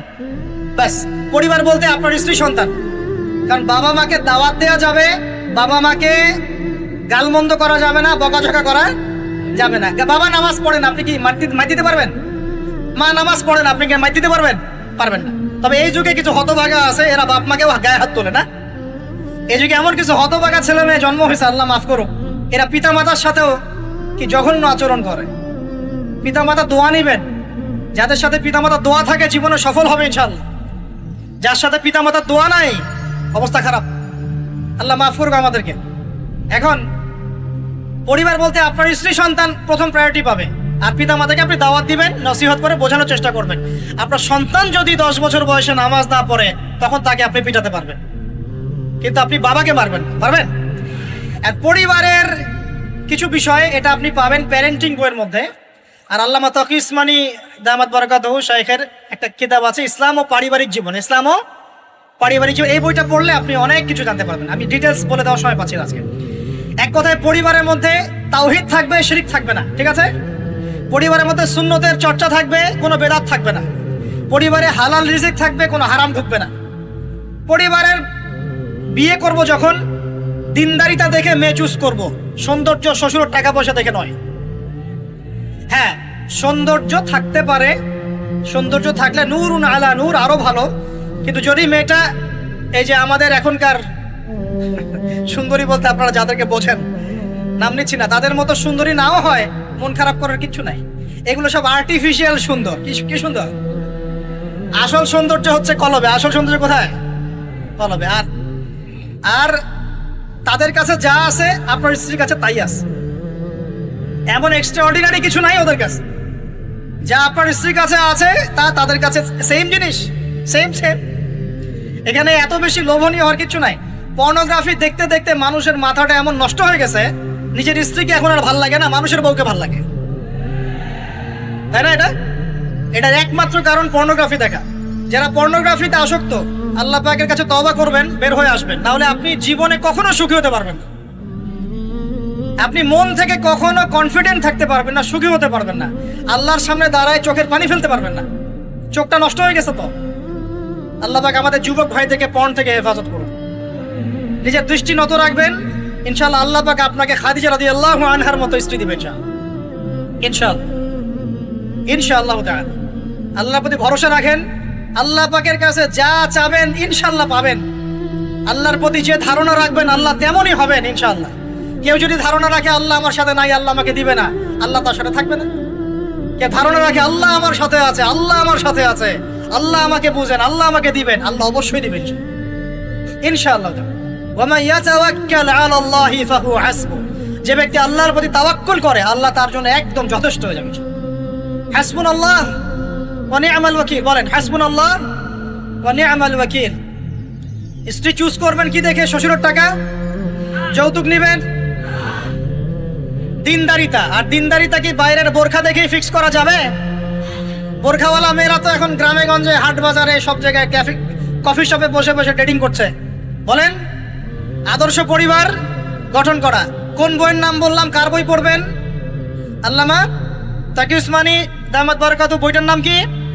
ইসলাম ও পারিবারিক জীবন। ইসলাম ও পারিবারিক জীবন কিনতে পারবেন তো ইনশাআল্লাহ? বন্ধুদের সাথে চা খেতে বসলে 1000 টাকা বিল হয়, এখন 500 টাকা বিল হয়, হয় না? একটা বই কিনতে 200 টাকা লাগে না। কিনতে পারবো কিনা? যারা বই কিনে বইয়ের প্রতি মহব্বত রাখবে আল্লাহ ওদেরকে এলেম দান করবেন ইনশাআল্লাহ। আমি একদিন বলেছি না, বই নিয়ে একটা লেকচার দিয়েছি না, বই কিনতাম টাকা বাঁচিয়ে বাঁচিয়ে। বিশ্বাস করেন এখন বই হাদিয়াই পড়ে শেষ করতে পারি না আমরা। হাদিয়ার পর হাদিয়া বই পড়ে আছে বাসা, শেষই করতে পারছি না। বইয়ের প্রতি মহব্বত রাখেন, আল্লাহ পাক আপনাকে অনেক জ্ঞান দিবে ইনশাআল্লাহ। 4 নাম্বার, খুব শর্ট করে শেষ করি। 4 হচ্ছে আমাদের রিজিকটা হালাল করতে হবে। রাজি আছি ইনশাআল্লাহ? রিজিক হালাল মানে কি? রিজিকের মধ্যে কোনো সুদ থাকবে না। রিজিকে কোনো সুদ যে খায় সে মায়ের সাথে জেনা করে, সুদ যে খায় সে আল্লাহ এবং তার রাসূলের সাথে যুদ্ধ করে। আমি এমন একজন ব্যক্তির কথা শুনেছি যে সুদ খেত, আল্লাহ মাফ করুক তাকে, আল্লাহ মাফ করুক। আমাকে বলেছেন একজন, আমি শুনেছি এটা, যে ইন্তেকালের পরে দুনিয়াতেই পেটটা ফুলে গিয়েছে। নাউজুবিল্লাহ, আল্লাহ হেফাজত করুন। মেরাজের রাতে নবী দেখে এসেছেন সুদখোরের পেটের মধ্যে সাপ কিলবিল করছে, রক্তের নদীতে ফেলে মাথা ফাটিয়ে দেওয়া হচ্ছে। আল্লাহ এবং তার রাসূলের সাথে যুদ্ধ করে কেউ সফল হতে পারবে? আল্লাহর ওয়াস্তে সুদের চাকরিটা ছেড়ে দেই ভাই, আল্লাহর ওয়াস্তে ছেড়ে দেই, সুদের চাকরি ছেড়ে দেই। আল্লাহর হাতে আমার রিজিক, আল্লাহই খাওয়াবেন ইনশাআল্লাহ। সারা দুনিয়ার লক্ষ কোটি মাখলুককে আল্লাহ যদি খাওয়াতে পারেন, আমাকেও সুদ ছাড়া খাওয়াতে পারেন। খালি ধৈর্য ধরেন, রিজিক আসবেই ইনশাআল্লাহ। আর যেখানে ঘুষ সেখানে নাই, যেখানে ঘুষ সেখানে আমি নাই। এখানে ভাই যদি কোনো সরকারি কর্মকর্তা থাকেন বা কেউ যদি ঘুষের সাথে সম্পৃক্ত থাকেন, সরকারি বেসরকারি যেই হন, আজকে রাত্রে বাসায় গিয়ে খাস তওবা করে নেন। আল্লাহ আমি জীবনে যত অর্থনৈতিক অন্যায় করেছি আমাকে মাফ করুন, আল্লাহ পাক মাফ করে দিবেন ইনশাআল্লাহ। এবং আগামী জীবনে ঘুষমুক্ত জীবন যাপন করার চেষ্টা করি, আল্লাহ তৌফিক দান করুন। অমুসলিমরা এখন এইসব সংস্কৃতি মেনে চলে, মুসলিমরা কেন মানবে না? মানা উচিত কিনা? আল্লাহ তৌফিক দান করুন। আর ব্যবসার মধ্যে কিন্তু অনেক রিজিক আছে, 10 ভাগের 9 ভাগই কোথায়? ব্যবসায়। শুধু চাকরির পিছনেই ছুটবেন না। আর চাকরি যদি করেন অনেস্টির সাথে করবেন, উদ্যোক্তা হন, অর্থনৈতিকভাবে নিজেকে স্বাবলম্বী করার চেষ্টা করেন, তারপরে বিয়ে শাদী করতে যান। আল্লাহ পাক তৌফিক দান করুন। না হলে ছেলে মানুষের সম্মান কমে যায়, ছেলে মানুষকে হাত পাততে হলেই সম্মান কমে যায়। তো প্রিয় ভাইরা, 4 নম্বর নসিহত খুব সংক্ষিপ্ত করে, আমাদের রিজিক হতে হবে কি ভাই? হালাল। আমি এমন আলেমকে চিনি, এমন আলেমের সোহবতে গিয়েছিলাম যে বাহিরের হোটেলের মুরগির গোশত, গরুর গোশত খায় না। অবাক হলেন তাই না? হজ করতে গিয়েছে, সেখানেও খায় না, ফল খেয়ে থাকে, কারো রুটি খেয়ে থাকে, দুধ খেয়ে থাকে। কারণ এই মুরগি যে জবাই করার সময় বিসমিল্লাহ বলা হয়েছে কোনো গ্যারান্টি নাই। এই গরু জবাই করার সময় বিসমিল্লাহি আল্লাহু আকবার বলা হচ্ছে, কোনো গ্যারান্টি নাই। এখানে যদি ব্যবসায়ী ভাইরা থাকেন, আমি নসিহত করব, অনুরোধ করব, সব সময় জবাই করার সময় আল্লাহর নাম নিয়ে জবাই করব। আপনাদের হোটেলের এই পণ্য সবাই খাচ্ছে, একজনের জন্য সবাইকে হারামখোর বানাবেন না। আল্লাহর ওয়াস্তে মানুষকে হারামখোর বানাবেন না। বিসমিল্লাহি আল্লাহু আকবার বলে জবাই করবেন। আল্লাহ পাক তৌফিক দান করুন। সন্দেহ আছে না একটা? আচ্ছা, অতএব হালাল খাওয়ার চেষ্টা করে আল্লাহ পাক তৌফিক দান করুন। এমন অবস্থা মানুষ দাওয়াত দিলে আমরা এখন বলি, আমরা বলি যে আল্লাহর কসম দিয়ে বলছি আপনি নিশ্চিত করেন এর মধ্যে কোনো হারাম টাকা নাই, তাহলে খাবো ভাই, না হলে খাবো। নিশ্চিত করতে পারলে খাবো, না হলে খাবো না। এভাবে রিজিকটাকে শক্ত করে হালাল করার চেষ্টা। আর দোয়া করার সময় জায়গাগুলো বুঝে দোয়া করতে হবে, যে কখন কিভাবে দোয়া করলে দোয়াগুলো কবুল হবে। প্রথম কথা হচ্ছে যে দোয়া করার আগে আল্লাহ পাকের প্রশংসা করতে হবে, আল্লাহর হামদ প্রশংসা করতে হবে। সূরা ফাতিহা পড়ে নিতে পারেন একবার। দোয়া করার শুরুতে আপনি দরুদ পড়বেন, দরুদের ফলে দোয়া কবুল হয়। দরুদ না পড়লে দোয়াটা আসমানে গিয়ে ঝুলে থাকে, উঠিয়ে নেওয়া হয় না। যখন দরুদ পড়া হবে তখন দোয়াটা উঠিয়ে নেওয়া হবে। দোয়া করার কিছু টেকনিক আছে, যে কিভাবে কি দোয়া করলে কবুল হবে, কখন দোয়া করলে কবুল হবে, এগুলো বুঝে দোয়া করতে হবে। অনেকেই বলে দোয়া করেই যাচ্ছে কবুল হচ্ছে না। কিছু বিষয় আছে হয়তো এই কারণে হচ্ছে না, হয়তো বা আল্লাহ পাক চাচ্ছেন এটা আপনার জন্য পরে পাওয়া উত্তম, সেই জন্য আপনি এখন পাচ্ছেন না। হয়তো বা আল্লাহ পাক আপনাকে পরকালে দিবেন বলে জমা রেখেছেন, হয়তো এই জন্যে পাচ্ছেন না। অথবা হয়তো আপনার আকীদায় শিরক আছে, হয়তো এই জন্য হচ্ছে না। হয়তো বা আমলে বেদায়াত আছে, এই কারণে হচ্ছে না। অথবা আপনার রিজিকে কোনো হারাম কিছু আছে, মেবি এই কারণে আপনার দোয়া কবুল হচ্ছে না। অথবা আপনি তাড়াহুড়া করছেন। তাড়াহুড়ার ব্যাখ্যায় নবী সাল্লাল্লাহু আলাইহি ওয়াসাল্লাম বলেছেন যে মানুষ বলে আমি দোয়া করেই গেলাম, আমার দোয়া কবুল হলো না। তো আমরা জেনে নিব যে কোন কোন জায়গায় কিভাবে দোয়া করলে দোয়া কবুল হবে। এই বইটার মধ্যে সবই দেয়া আছে, হিসনুল মুসলিম বইটার মধ্যে। তারপর আমি বলছি আমার ব্যক্তিগত ইলম থেকে কিছু কথা, সেটা হলো দোয়া করার আগে অবশ্যই আল্লাহর প্রশংসা করবেন, অ্যাটলিস্ট একবার আলহামদুলিল্লাহ বলে হাত তুলবেন। তারপরে আপনি নবী সাল্লাল্লাহু আলাইহি ওয়াসাল্লামের কাছে উপরে একবার দরুদ পড়বেন। আগে আল্লাহর প্রশংসা, তারপরে দরুদ। এরপরে আপনি নিজের পাপের ক্ষমা চাবেন। আগে আপনি পাপ করেন বা না করেন, আগে বলবেন রব্বিক ফিরলি, আল্লাহ আমাকে মাফ করে দাও, পাপ করেন বা না করেন। এটা সুলাইমান আলাইহিস সালামের সেই দোয়া থেকে আমি শিক্ষা নিয়েছি। সুলাইমান আলাইহিস সালাম যে বিখ্যাত দোয়ায় বলেছিলেন যে আল্লাহ আমাকে এমন মুলক এবং রাজত্ব দান করুন যে মুলক আর রাজত্ব আপনি কাউকে কখনো দেননি। এই দোয়ার শুরুতে তিনি বলেছেন রব্বিক ফিরলি, আল্লাহ আমাকে মাফ করুন। তো এটা আদব, দোয়ার আদব হচ্ছে আগে নিজের ক্ষমা চাওয়া, আল্লাহর কাছে নিজের ভুলের ক্ষমা চাওয়া, তারপরে দোয়া করা। হামসানা, দরুদ, এরপরে আপনি ক্ষমা চাবেন। এবার আপনি দোয়াগুলো করবেন আপনার মন থেকে। আরবি দোয়া জানা থাকলে আরবিতে দোয়া করবেন, কারণ আপনি আপনার রবের সাথে আরবি দিয়ে কথা বলবেন, এর চেয়ে আসলে গর্বের কি হতে পারে? আরবি ভাষা কেন শিখব, কি দরকার আছে? এটা কি সাম্প্রদায়িকতা? আল্লাহ রাব্বুল আলামিনের আল্লাহ পাক যে ভাষায় কোরআন নাজিল করেছেন, আল্লাহ পাক যে ভাষায় কথা বলেছেন কোরআনে, সেই ভাষায় আমি আল্লাহর সাথে কথা বলছি, এর চেয়ে গর্বের কি আছে আমার জন্য? আরবি কেন শিখছি, কেন শিখবো? এই ভাষা দিয়ে আমি আল্লাহর সাথে কথা বলবো। জান্নাতে এই ভাষা চলবে, কোরআন এই ভাষায় নাজিল হয়েছে, কবরে এই ভাষায় প্রশ্ন করা হবে, তা আমি কেন এই ভাষায় আল্লাহর সাথে কথা বলবো না? এর মানে এই নয় যে কেউ যদি আরবি না জানে অন্য ভাষায় দোয়া করতে পারবে না, এমনটা নয়। অবশ্যই কেউ যদি আরবি না জানে, বেসিক দোয়াগুলো না জানে, সে বাংলাতে দোয়া করতে পারে, কোনো সমস্যা নেই। ইংরেজিতে দোয়া করতে পারে, উর্দু দিয়ে দোয়া করতে পারে। ভাষাগত পার্থক্য আল্লাহর কাছে নেই, তবে আরবির মর্যাদা আছে। আর এটা আমার কাছে গর্বের বিষয় মনে হয় যে আমি আরবি দিয়ে আমার রবের সাথে কথা বলতে পারছি, আমি আরবি দিয়ে কথা বলছি। এবং আরবি দিয়ে দোয়ার ক্ষেত্রে আপনি এত ভালো করে মনের ভাব প্রকাশ করতে পারবেন অল্প শব্দে, যেটা হয়তো অন্য কোনো জায়গায় সম্পূর্ণ হয়। এরপরেও আমি বলবো যে মাতৃভাষায় মানুষের মনের ভাব প্রকাশের ক্ষেত্রে সহজতা আছে। যদি কেউ আরবি না জানেন, সেক্ষেত্রে মাতৃভাষাতেই বেশি বেশি দোয়া করবেন, চলতে ফিরতে দোয়া করবেন। নির্দিষ্ট সময়েই দোয়া করতে হবে এমন নয়, রোজা রেখে সারাটা দিন যখনই আপনার মন চাচ্ছে, মনের মধ্যে একটা কিছু চাহিদা আসছে, আপনি দোয়া করে ফেলবেন। নবী সাল্লাল্লাহু আলাইহি ওয়াসাল্লাম বলেছেন, যদি তোমাদের কারো জুতার ফিতাও ছিঁড়ে যায়, সে যেন সেই ফিতাটাও আল্লাহর কাছে চেয়ে নেয়। প্রতিটা বিষয় আল্লাহর সাথে শেয়ার করতে হবে। আল্লাহ, আমার চাকরির দরকার, আমার রিজিকের সমস্যা, আমার পারিবারিক সমস্যা, আমার ব্যবসার সমস্যা, আমার ইলম অর্জন করতে চাই, আল্লাহ আমাকে ইলম দান করো। আল্লাহ, আমি শারীরিকভাবে অসুস্থ, বিভিন্ন রকম সমস্যা আমরা জর্জরিত আছি। প্রত্যেক মানুষের কোনো না কোনো সমস্যা আছে। সমস্যা থাক বা না থাক, দোয়া করতেই থাকতে হবে। যে ব্যক্তি সুখের সময় বেশি বেশি দোয়া করে, আল্লাহ পাক দুঃখের সময় তার দোয়া বেশি কবুল করেন, এমনটা হাদিস এসেছে। যে ব্যক্তি সুখের সময় ভালো আছে, এখন আমার ফিজিক্যাল আমি ফিট, এখন আমি আল্লাহ পাকের অসীম নিয়ামতের মধ্যে আছি, বাড়ি গাড়ি টাকা করি, আত্মীয় স্বজন, স্ত্রী সন্তান সবই আছে, আমার কোনো কিছুর অভাব নাই। এরকম সুখের সময় যে ব্যক্তি বেশি বেশি দোয়া করবে, ইস্তেগফার করবে, ক্ষমা চাবে, আল্লাহ পাক দুঃখের সময় সেই বান্দার পাশে থাকবেন ইনশাআল্লাহ। আর সবচেয়ে বড় দুঃখের দিন তো কিয়ামতের দিন, আল্লাহ পাক সেদিন ইনশাআল্লাহ আমাদের সাথে থাকবেন ইনশাআল্লাহ তাআলা। দোয়ার আগে এই আদবগুলো মেনটেন করবেন। বাংলা ভাষায় দোয়া করেন যদি আরবি না জানেন, আর আরবি জানার দিকে আমি বেশি জোর দিচ্ছি, আরবি জানলে বেশি ভালো হয়। হিসনুল মুসলিম বইটা সাজেস্ট করলাম, এবং দোয়া করার কিছু টাইম আমি বলছি যে এই সময়গুলো আপনি বেশি বেশি দোয়া করতে পারেন। রোজা রেখে সারাদিন দোয়া করতে পারেন যে কোনো সময়, স্পেশালি নামাজের সেজদায় একটা সেজদাও যেন বাদ না যায় যেখানে আপনি কোনো দোয়া করেন নাই। অ্যাটলিস্ট আপনি কিন্তু সেজদায় তাসবিহ পড়েই বলতে পারেন, আল্লাহুম্মা আতিনা ফিদ দুনিয়া হাসানা ওয়া ফিল আখিরাতি হাসানা ওয়া কিনা আযাবান নার, আল্লাহুম্মা আইন্নি আলা যিকরিকা ওয়া শুকরিকা ওয়া হুসনি ইবাদাতিক, যে কোনো দোয়া। আল্লাহুম্মা আনতাস সালাম ওয়া মিনকাস সালাম ফাহাইয়িনা রাব্বিনা বিস সালাম, আল্লাহুম্মা ইন্নী আসআলুকাল হুদা ওয়াত তুকা ওয়াল আফাফা ওয়াল গিনা, কত দোয়া আছে। রব্বি হাবলি মিনাস সালিহিন, আল্লাহুম্মা রব্বানা আতিনা ফিদ দুনিয়া হাসানা ওয়া ফিল আখিরাতি হাসানা ওয়া কিনা আযাবান নার, রব্বিরহামহুমা কামা রাব্বায়ানি সগীরা, রব্বানা আতিনা মিন লাদুনকা রাহমা ওয়া হাইয়্ লানা মিন আমরিনা রাশাদা। প্রচুর দোয়া আছে, দোয়ার উপরে সেশন করা যাবে। আপনি সেজদায় বেশি বেশি দোয়া করেন, মিনিমাম 1টা 2টা 3টা করে দোয়া করার চেষ্টা করেন। যদি আরবি না জানেন, আপনি নফল নামাজে, সুন্নত নামাজে বাংলাতেও দোয়া করলে ইনশাআল্লাহ কবুল হবে। আল্লাহ পাক সমস্ত ভাষায় বোঝেন ইনশাআল্লাহ তাআলা। সেজদায় দোয়া করেন বেশি বেশি।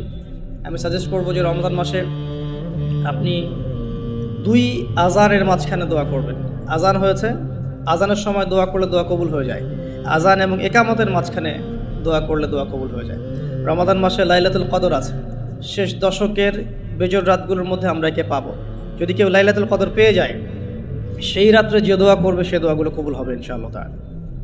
কাউকে ইফতার করানোর পর দোয়া করলে দোয়া কবুল হতে পারে ইনশাআল্লাহ। দান সাদাকা করার পর দোয়া করলে দোয়া কবুল হতে পারে ইনশাআল্লাহ। হয়তো বৃষ্টি হচ্ছে, আপনি বৃষ্টি দেখে দোয়া করলেন, দোয়া কবুল হবে ইনশাআল্লাহ। দোয়া কবুলের অনেক সময় আছে, অনেক মুহূর্ত আছে, অনেক আদব আছে। এগুলো আমি সাজেস্ট করে দিয়েছি, বইটার নাম হিসনুল মুসলিম। এই বইয়ের মধ্যে সব কিছু লেখা আছে, আপনারা একটু পড়ে নেবেন। আমি এখানে বেশি টাইম দিলে পর্যায়গুলো কভার করতে পারবো না। আল্লাহ পাক আমাদেরকে বেশি বেশি দোয়া করার তৌফিক দান করুন, আমিন। আর এরপরে রমাদান মাসে সওম রেখে আমরা বেশি বেশি জিকির করতে চেষ্টা করব। জিকির বলতে কি বোঝাচ্ছি? আল্লাহ রাব্বুল আলামিন তাকে ডাকার জন্যে, তাকে স্মরণ করার জন্যে যে বিষয়গুলো মাধ্যম হিসেবে দিয়েছেন, এগুলো প্রত্যেকটাই কিন্তু জিকির। সলাতও এক প্রকার জিকির, আমাদের কোরআন তেলাওয়াতও এক প্রকার জিকির।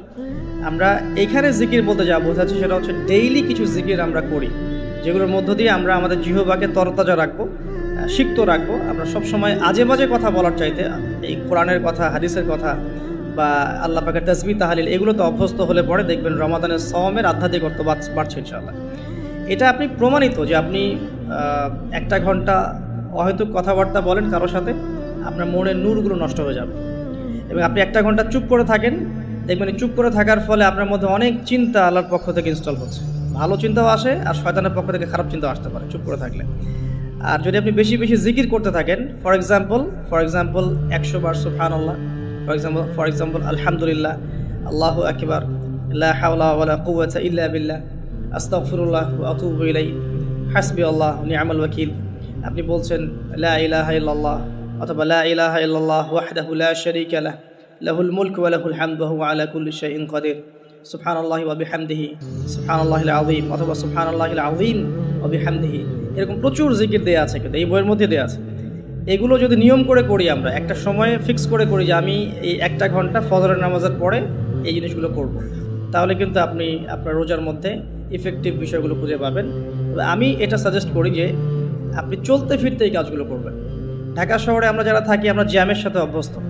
আমি বলবো যে জ্যাম যেমন একটা আযাব আমাদের জন্য, আমরা মানে বস্তুবাদিতার পিছনে বেশি ছুটছি, তো আল্লাহ পাক এই জন্য আমাদের সময়টাকে খেয়ে ফেলছে।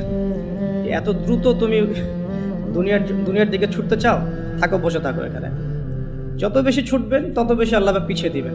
দুনিয়ার দিকে আপনি যত বেশি ছুটবেন, আপনাকে আল্লাহ পাক তত পিছিয়ে দিবেন। তবে মুমিনরা এটাকে নিয়ামত মনে করতে পারে।